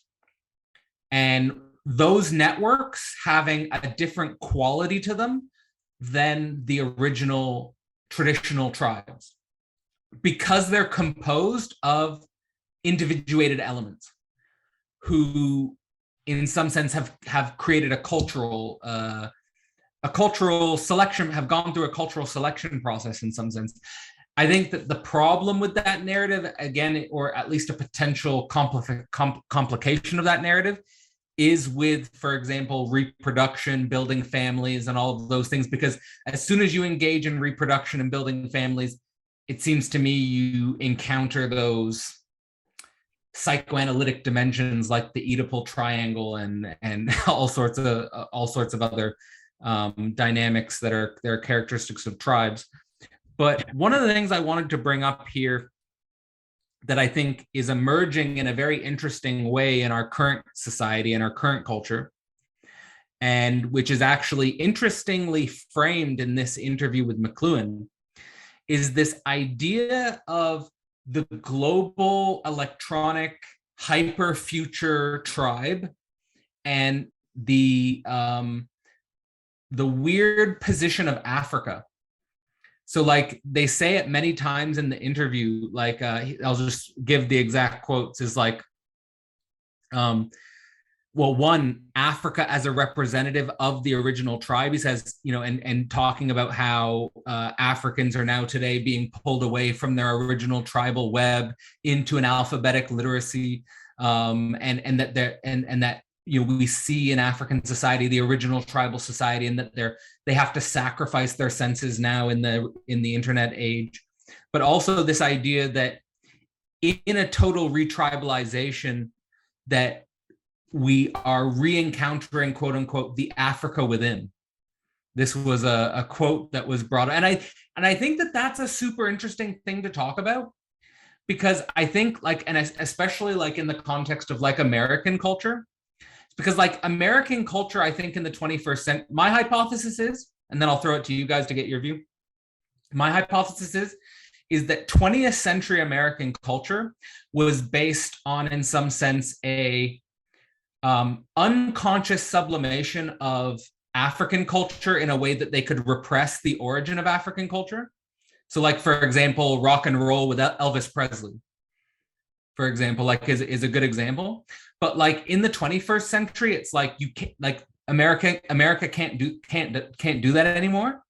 So now there's just sort of an explicit open affirmation of African American culture, like hip hop being the most dominant music form, or you know, just this idea that there's some confrontation with African identity, which can no longer be repressed or somehow politically marginalized. Like, for example, with like segregation or different forms of housing code restrictions and stuff like this. I'd be interested to know, because I think this is an interesting thing to think about, because also in the context of global culture, Africa holds a very strange place. I could go into like perhaps why that is, but they were very disconnected from the history of colonial expansion, and I think are only more recently being integrated into global society. But it just comes up in this paper of the relationship between, again, high technology, global tribe, and the Africa within. Do you guys have any views on this?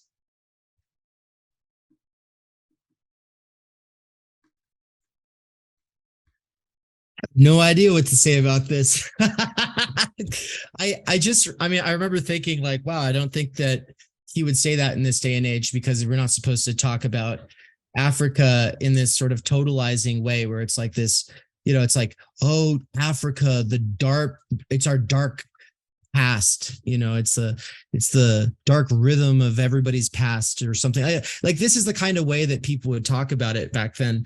And obviously Africa is a very diverse continent with a lot of different kinds of cultures and everything like that. And so it's sort of totalization is generally one of like, oh, they're backward savages, or they're the enlightened, like noble savages who really were more in touch with how life is supposed to be. And any kind of backwardness that we might perceive today is a mere product of colonization, of slavery, of, you know, all of this other stuff.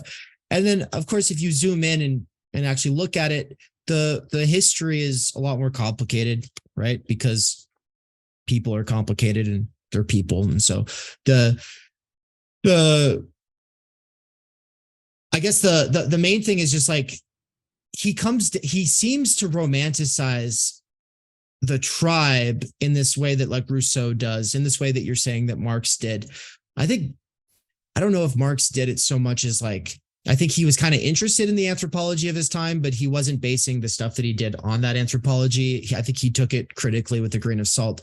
And Engels was the one who was trying to make a political ontology out of anthropology of his time and adapt it to Marxism. And so for Engels, no, the prehistoric tribal communal man, it's all the same. They all are egalitarian. And that was something broadly believed in at the time. And it's also something that anthropologists tended to believe. at the time. And a lot of times those anthropologists were leftists, and they thought that to make real change, people needed to have a new idea of what human nature is. And so what we do is we go and we look at tribal societies and we call them prehistoric, right? As though when we go to visit some tribe, we're going back in time, even though, of course, they live right now. This is just, they're concurrent with us. And so it's all complicated, but I would just say that, like, I think you already touched on it. And of course, Cadell, you've got the background in anthropology, academically speaking. So maybe you can expand on it a little bit, but these were war-torn societies already, right? African societies, yeah. Thousands of years. Yeah, they're very, very, very complex tribal societies. I wanted to situate it in the context of this. And in the context of the article, they're basically saying Western societies are atomized, individualistic, and African societies are tribal, and that we're going back to a global tribe, and that this brings, like they're saying, the Africa within. And I see like this still in our thought. Like I still see, like, for example, let me just give a concrete example, is in Daniel Tutt's recent book on the psychoanalysis of the family. In the last chapter, he talks about how we should learn from the Black family about like the individualistic white, like basically individualistic white America can learn from the Black family as a model for breaking out of the nuclear family or something like that, like to reestablish the extended family or something like that. This idea that somehow African culture is more connected to the tribe than the rest of society. I don't know if that has any legitimate currency to it, but it's just something that comes up in this article, and I wanted to see if you guys had any views on it. Yeah, I think Dave and you both kind of got into it, because this is a tough one to struggle with, especially in the age of, like, you kind of have to be PC when you're a white person talking about race or Africa. I think that's a symptom of it. Yeah, I think a little bit. Yeah. So, I, as an individual, we can't really necessarily say, oh, going back to this is a good thing or not. I think there's benefits, as we've already been talking about. There's benefits to being in a small tribe or a medium-sized tribe. There's benefits to being an individual and cultivating a relationship with your individual self. But I definitely do see today the idea, kind of like you said, with like the example you gave, people putting values on ways of life as like, this is the way to do it. And then another example that came to my mind, kind of similar, is in the last few years, I've seen multiple times people who are like activists sharing infographics on their Instagram or whatever, saying these are characteristics of white supremacy culture, and we need to, so in turn being the opposite would be like a more racially diverse culture would be the opposite of these things, but the characteristics of white supremacy culture, things like perfectionism, paternalism, individualism, progress equals bigger thinking, defensiveness, worship of the written word. I think that one's especially really relevant in this case. Objectivity. And so under that, this is what I'm talking about. Yeah. So under that, which I don't know if I necessarily agree with this being like white supremacist culture is literate, or like yeah. I mean, I've even seen yeah, it's terrible to like characterize people on the basis of their skin color as, oh, if you're a perfectionist, it's like, okay, I grew up like in perfectionism ingrained in my mind. Oh no, I'm perpetuating white supremacy because I wanted to get A's on my report card. And maybe there's some merit into like saying, oh, well, just like blanket perfectionism or blanket objectivity or blanket individualism are not good things, but to root it in like a race or racial supremacy or fascism is interesting, and it's very touchy.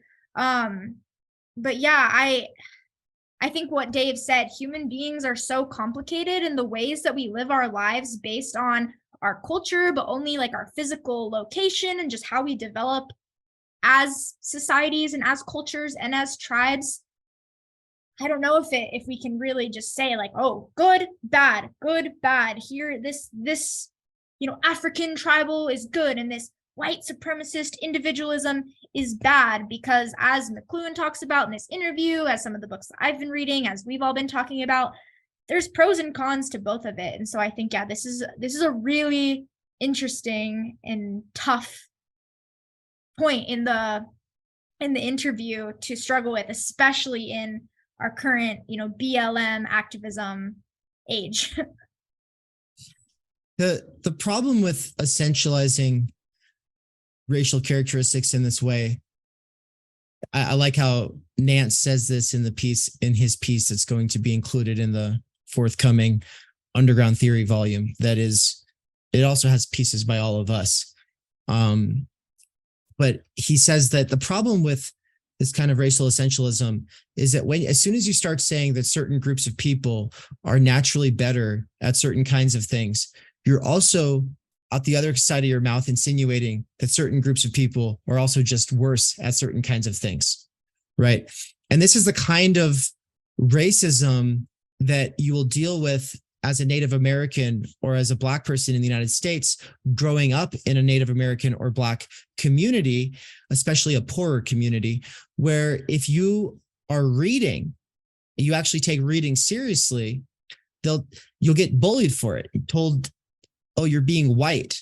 Right now, if you're a white kid and you're reading and taking your reading seriously, you're probably going to get bullied for it anyway. Like, people are going to call you a nerd. People are, like, why are you doing that? Why don't you just play sports? You stupid nerd. And of course, like, we're all athletic in our own ways, and we don't really buy into this binary between these two things, but children do. And the problem with being a Native American or Black kid is that not only do you get bullied for it like the white kid, but now it's also being racialized. They're now telling you that you've internalized the oppressor, that you've internalized whiteness. That is itself a form of racism, right? It's something that John McWhorter talks about in his book, Losing the Race.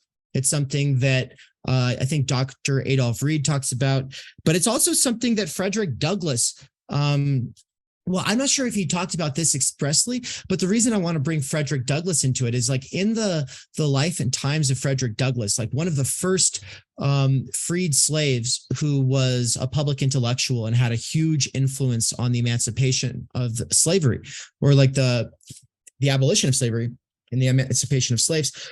Frederick Douglass, his account of going from slavery to freedom, it's also, it's not just about, economic and material impoverishment, right? It's more about the impoverishment of the soul and of human spirit and its ability to be a historic creature that knows that has some sense of the world beyond immediacy, right? And his fight to become literate is one of the most moving accounts in the history of the written word, right? So Frederick Douglass, I see Frederick Douglass as absolutely essential for thinking about the power of literacy. He didn't just learn to be literate so that he could convince the white master to free him, or to convince the broader white society that he's a person too. Like, that's something that he does do. But no, being literate is a value unto its own self, right? And it's something that he's like, there's probably no more powerful voice for describing it. But on the Native American side, I just wanted to kind of point out that this is a constant sort of through line in everything that Sherman Alexie writes, right? Sherman Alexie's kind of from my area of the United States in the Pacific Northwest. He grew up probably an hour away from where I grew up, in Spokane, Washington, on the reservation there. And he was also bullied for caring about books. And the way that he learned how to read, it was actually kind of crazy. He didn't have formal instruction. He picked up books off the shelf and he he just obsessed over them and he taught himself how to read. I don't know. He describes it in a book called Superman and Me or something like that. So anyway, Sherman Alexie, Frederick Douglass, John McWhorter, I think these are, a few of the people who got marginalized within their already marginalized communities because they were being called white for wanting to do these things. But I just want to say, most white people don't fucking read, right? Most white people don't read either. And, these are already problematic categories, problematic groupings. But the point is like Americans in general are on TikTok not reading books. And if they are reading books, they're still functionally illiterate in the sense that they don't know how to read that book from multiple perspectives and interpret it critically. So, it's a dying art form. But every art form has something to offer. And I think that being literate has more to offer in terms of liberation than anything else. Because the most brutal form of slavery is potentially, in a world where we think that of slavery has been abolished, it's not knowing what you're doing and not having any critical distance from the things that you say, do, or believe, right? It makes you just an extension of the will of others, and you don't know who or why or to what end. And so, but anyway, that's kind of what came up for me. I think just winding down, just gonna give a reflection from the end of the article that I think actually points a little bit to what you're doing, and I think to what I'm trying to do as well, in regards to the ethics of engaging in this transformation or this post-atomic bomb electronic media. He says that what he means, this is McLuhan, what he means by understanding media is that they extend man, and that the vital task is that literate man would now plunge himself into the vortex of electronic technology to dictate his new environment. And in some sense, I see that as, he's talking about this being the literate people in the universities should take the leap into the electronic technology and go into the vortex and try to create a new world out of it. And I see in some sense, both of us or all of us have had some exposure to academic structure, to say cultivating a sense of literacy. And now our task is to plunge into the vortex of electronic technology and try to create a new world in this new situation, as opposed to recoiling against it and being scared of it. And I think that just before I throw it to you, I think that a course like digital literacy and critical media theory is necessary to take that plunge, and also make sense why you're teaching that in the context of the metaphorical plunge into the vortex. So maybe just get a sense of, what you think we should be doing, or how you think we should be interpreting this ethos that McLuhan's communicating in the context of, say, Theory Underground, in the context of, say, this course. Sure, I'll start here really quick by saying that, firstly, when talking about these people or these activists, both in McLuhan's age and then now, who say, oh yeah, we need to go back to this model of African tribalism or what have you, I'm sympathetic to this type of activism in the sense that they see something that is different than what we're currently in, that maybe to them seems better. And so they're trying to grasp onto this example of something that seemed to work, that seemed to be, less harmful or better for individuals, in the same way that, we have some friends who are Marxists and they just cling so hardly onto like the 1917 revolution and Bolshevism, that, that worked. And so I'm sympathetic because it's a model that we have to grasp onto and to take examples from. But then my critique of that, and that's, I think, why we are teaching this course right now in this current day and age, is things have changed so much that we can no longer just just say, oh, this model worked. This model works. We should just redo this model, because everything has changed. The technology has changed. Our situation is very different than the time of McLuhan, the time of Neil Postman in the 80s. So we're in a very, unique period of time with the technology. And so in terms of, using McLuhan's sentiment, I think what Dave and I are trying to do here with this course, I also see in more broadly what you and Dave are both doing with your respective platforms, Philosophy Portal and Theory Underground, is we're like taking charge of this technology in a sense. We're using it to understand it.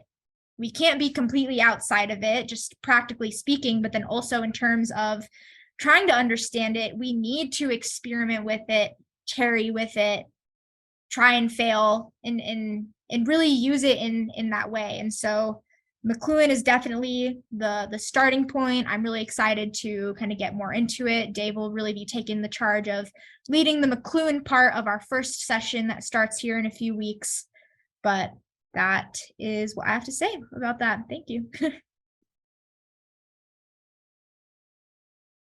think the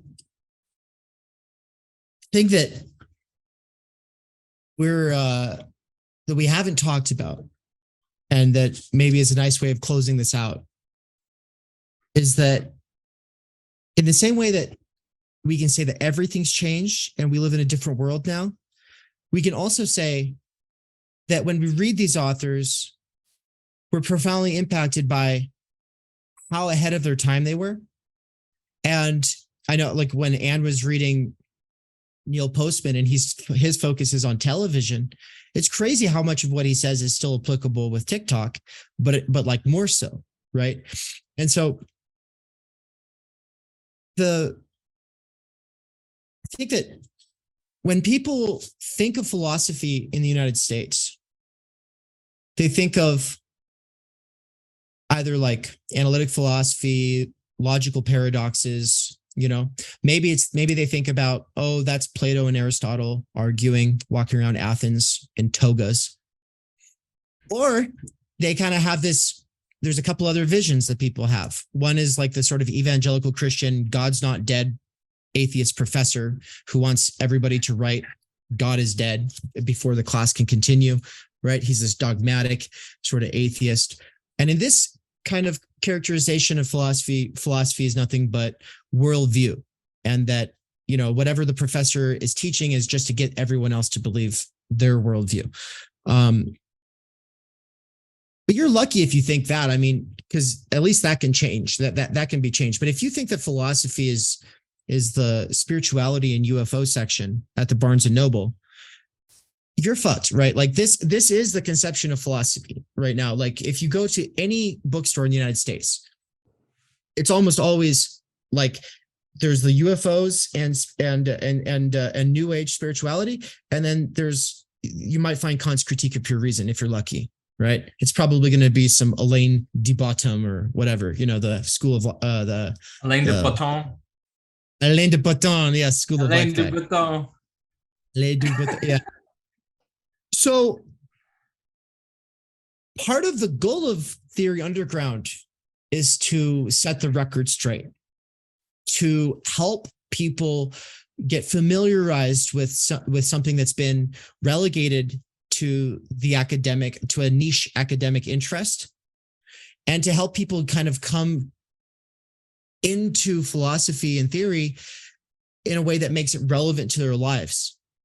And one of the things that I've seen over the last 12 years that I've been studying philosophy is people are profoundly impacted by philosophy when they see that, whether it was 2,500 years ago or 200 years ago, that philosopher is saying something that they've thought themselves in they thought the first 2 steps to the thought, but they didn't think the following 5 steps to that thought. Right? Like, oh, I keep having this thought, but I never think it through to its end. And I haven't really clarified it or worked it out in any kind of sophisticated way. And oh my fucking God, Plato just did that, or Kant just did that. And it's not just this abstract speculative nonsense that's now null and void because of the advances of science, like someone like Steven Pinker would say. No, it's actually, it has bearing on our life right now. And people find that to be incredibly powerful. It's why you hear people say, and he said, I say he because it's usually a he, and he said that back then. He was saying this at that time, right? So I think that anything that gets people saying that about a philosopher, about philosophy in general, is a bridge to bringing people into philosophy and theory. And I'm interested in regular working people discovering concepts that help them make sense of their lives and give them some kind of liberation from the dogmatic ideological immediacy that they've taken for granted, right? So we're about to go on tour across the United States. I know Philosophy Portal is big on doing real life events as well. And we've both talked about doing kind of festival-like events in the future. I know you're exploring those kinds of possibilities right now actively. And that's really exciting because we have, like, I think that at a time when people are so over it, they're so over the academic specialization, compartmentalization, and hyper niche, seemingly unrelated to normal life research interests. And they're also over the general discourse, the news media, the kinds of things that people, worldview salesmen from business, religion, or politics are constantly feeding us as solutions to problems that are actually a lot more complicated than they're ever actually dealt with. Like, people, I do think, maybe not everybody, but a lot of people are hungry for philosophy and theory. And I think that we might be way ahead of our time. We might be ahead of our time by 5 years, by 15 years, by 50 years. But I do believe that there is a renaissance in the works. And I do believe that we are early sort of inventors and pioneers on the forefront of something that is bridging the internet and the real world, that is bridging academia and public philosophy. And I think that the inroads we want to make for people to get into this stuff have to be things that are stuff that we currently struggle with. And I think that cell phone addiction and loneliness and distraction is probably one of the best inroads to going, oh my God, Hannah Arendt, Martin Heidegger, Karl Marx, Marshall McLuhan, Jean Baudrillard, Virilio. All these fucking people have so much to say about what's going on right now. And they were saying this stuff 50 to 100 years ago. Right. So that's what I really hope that this will do, is at least bring in a few people to philosophy and theory who've never taken it seriously, and really turn on some light bulbs for the rest of their lives. Give them something that they can find spiritual, intellectual nourishment from. Fantastic. All right. So final point, the digital literacy and critical media theory class will start Sunday, June 11th. It will run for 6 months. They'll be meeting, like I said, once a month. So it's not going to be a super extensive time commitment in terms of your weekly participation, but it will be a long-term mediation, which will involve your active, reflective engagement with your own relationship to technology. If you want, in the context of this in the context of this conversation, your own relationship to the atomic bomb that is new media. And I think that, the lectures which will be a part of the course will give you that conceptual background that Dave was talking about, that philosophical framing that might help you approach practical problems in your own life, which otherwise you might not have the tools to deal with. And here we had a conversation about McLuhan, which hopefully gives you a window into the types of things you might want to be brainstorming now in preparation for the course. So again, links to all of that will be in the description. Theory Underground is where you're going to want to go. And on that note, Dave, Anne, thanks so much. Any final just send-offs before we shut down here? Yeah, I'll just really quick say thank you so much for having us on and having this conversation with us. I'm really glad we all got the opportunity to talk about this article because I'm kind of newer to reading McLuhan, and I already just see with kind of the base that I have from this article, from a little bit of understanding media, that how important Marshall McLuhan is to this conversation. And so I'm super excited to dive into that more and then relate it to some more practical application into our daily lives. And so we encourage people to look into the course, sign up for it. There's 4 different tiers all on the Theory Underground website. And yeah, thank you again for having us.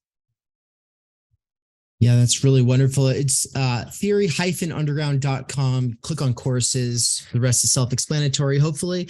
Register with the site. Make sure to look at your spam folder because a lot of times the confirmation email goes there. But the thing I think I want to leave people to think about that I was kind of hinting on when I talked about setting our expectations more based in reality in terms of our survival. Yeah, it's good to do extreme things like get rid of your smartphone and just use a flip phone for a while. That's something both Anne and I have experimented with on our own at various points.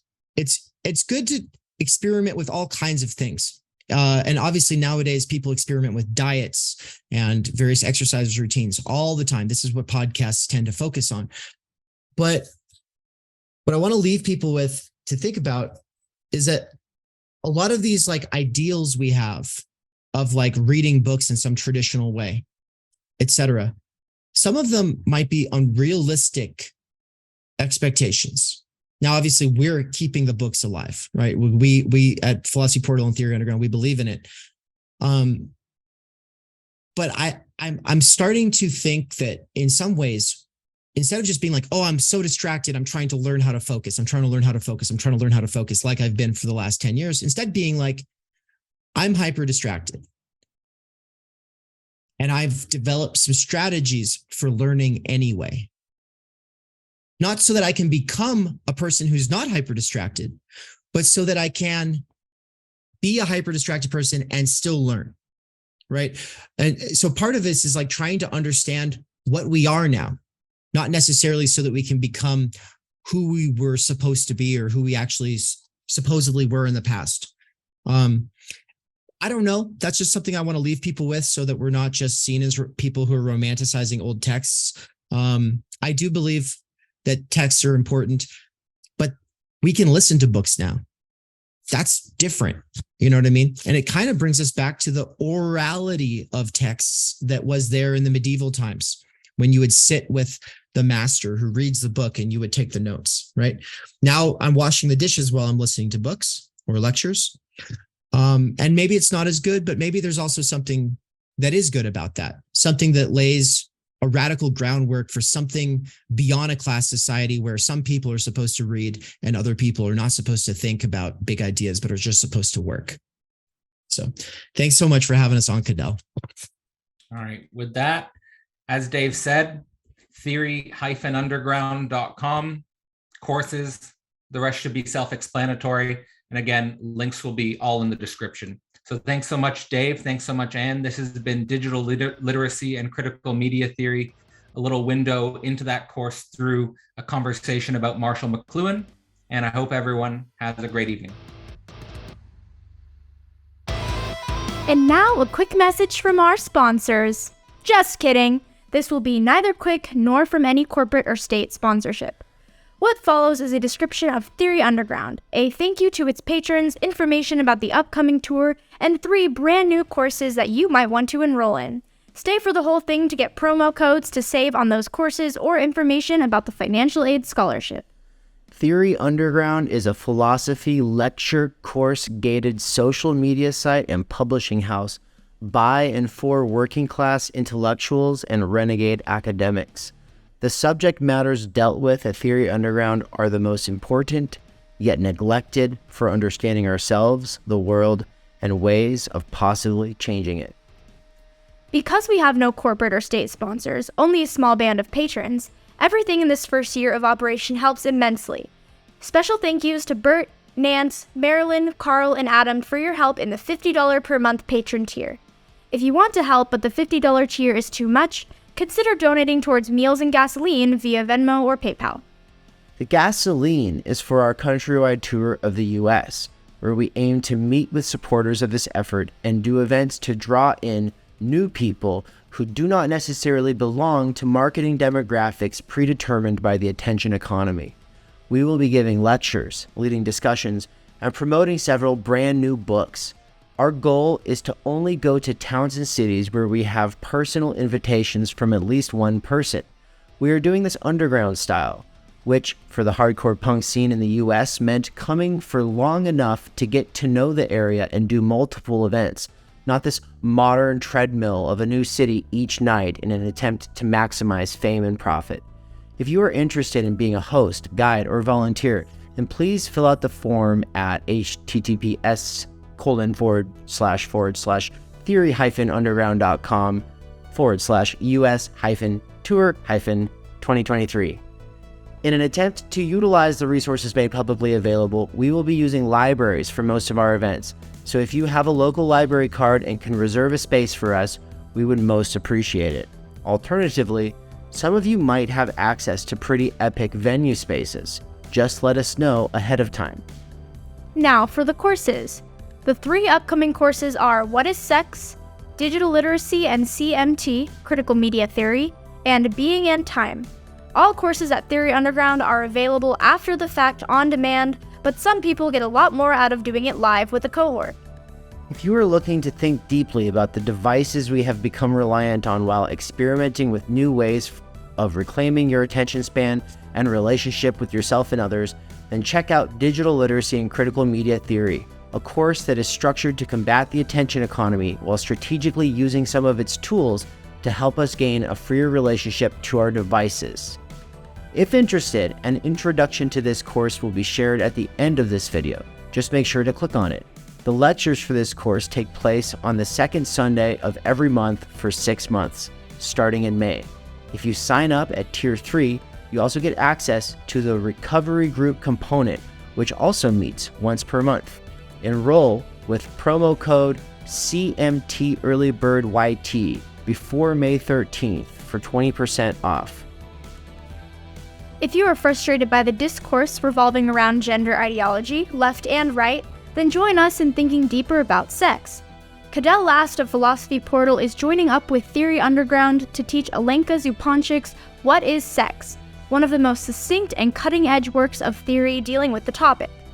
Zupančik is one of the Slovenian circle's most incisive critics of both naive progressivism and reactionary tendencies when it comes to thinking about the relationship between sex, culture, and subjectivity. If interested, watch 3 Reasons to Read What is Sex, which will be shared on screen at the end of this video. What is Sex begins in May and goes through June, meeting for 4 lecture sessions, and, surprise, you will actually get to meet Alenka Zupančik herself. Use promo code WHATISSEXEARLYBIRDYT before May 7th for 20% off. And just so you know, everybody, don't stress the capitalization. I just make it that way so it's more readable. It's not case sensitive. Being in Time is one of the most notorious, profound, and difficult works of philosophy from the last 200 years. Its deconstruction of modernity and fundamental challenge to scientism is a prerequisite rite of passage for any thinker who wants to seriously engage with continental philosophy, social theory, or world change. In this course, you will learn about what Heidegger means by being in the world, Dasein, being unto death, and so many other crucial developments. But more important than all these buzzwords is just taking on this work itself and wrestling with the text. Doing so will rapidly accelerate your reading comprehension abilities and simultaneously challenge some of your most deep-seated presuppositions. As before, an introductory video to this course is shared on the end screen of this video, or can be accessed from the links in the description. Being in Time Division 1 starts in June and ends July 22nd. Division 2 begins August 19th and goes through October.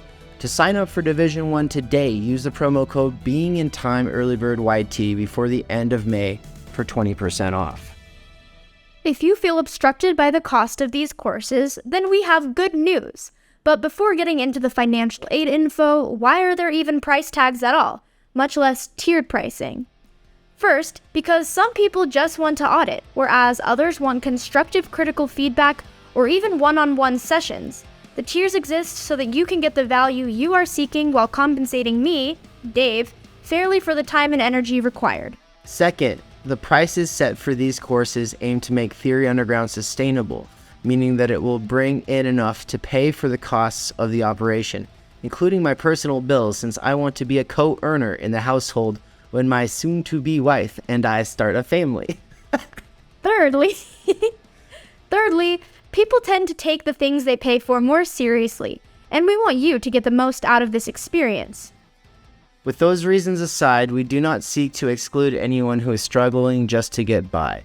We have a financial aid scholarship option for people who are currently between jobs or who live in a country on a cheap currency, like many of you who watch from Thailand, India, Mexico, or Poland, to name a few of the residents of some of the people who have already received financial aid scholarships in the last couple of months. Because I know what trying to study theory under the stresses of housing insecurity and poverty is like, the scholarship was set up during the first month of operation. Simply fill it out at https://theory-underground.com/scholarship. Last but not least, stay tuned for the Theory Underground app, coming soon to an app store near you, on your phone. Yeah, and seriously, thank you for listening or watching to this point, and yeah. Thanks. We look forward to taking these courses with you. Bye.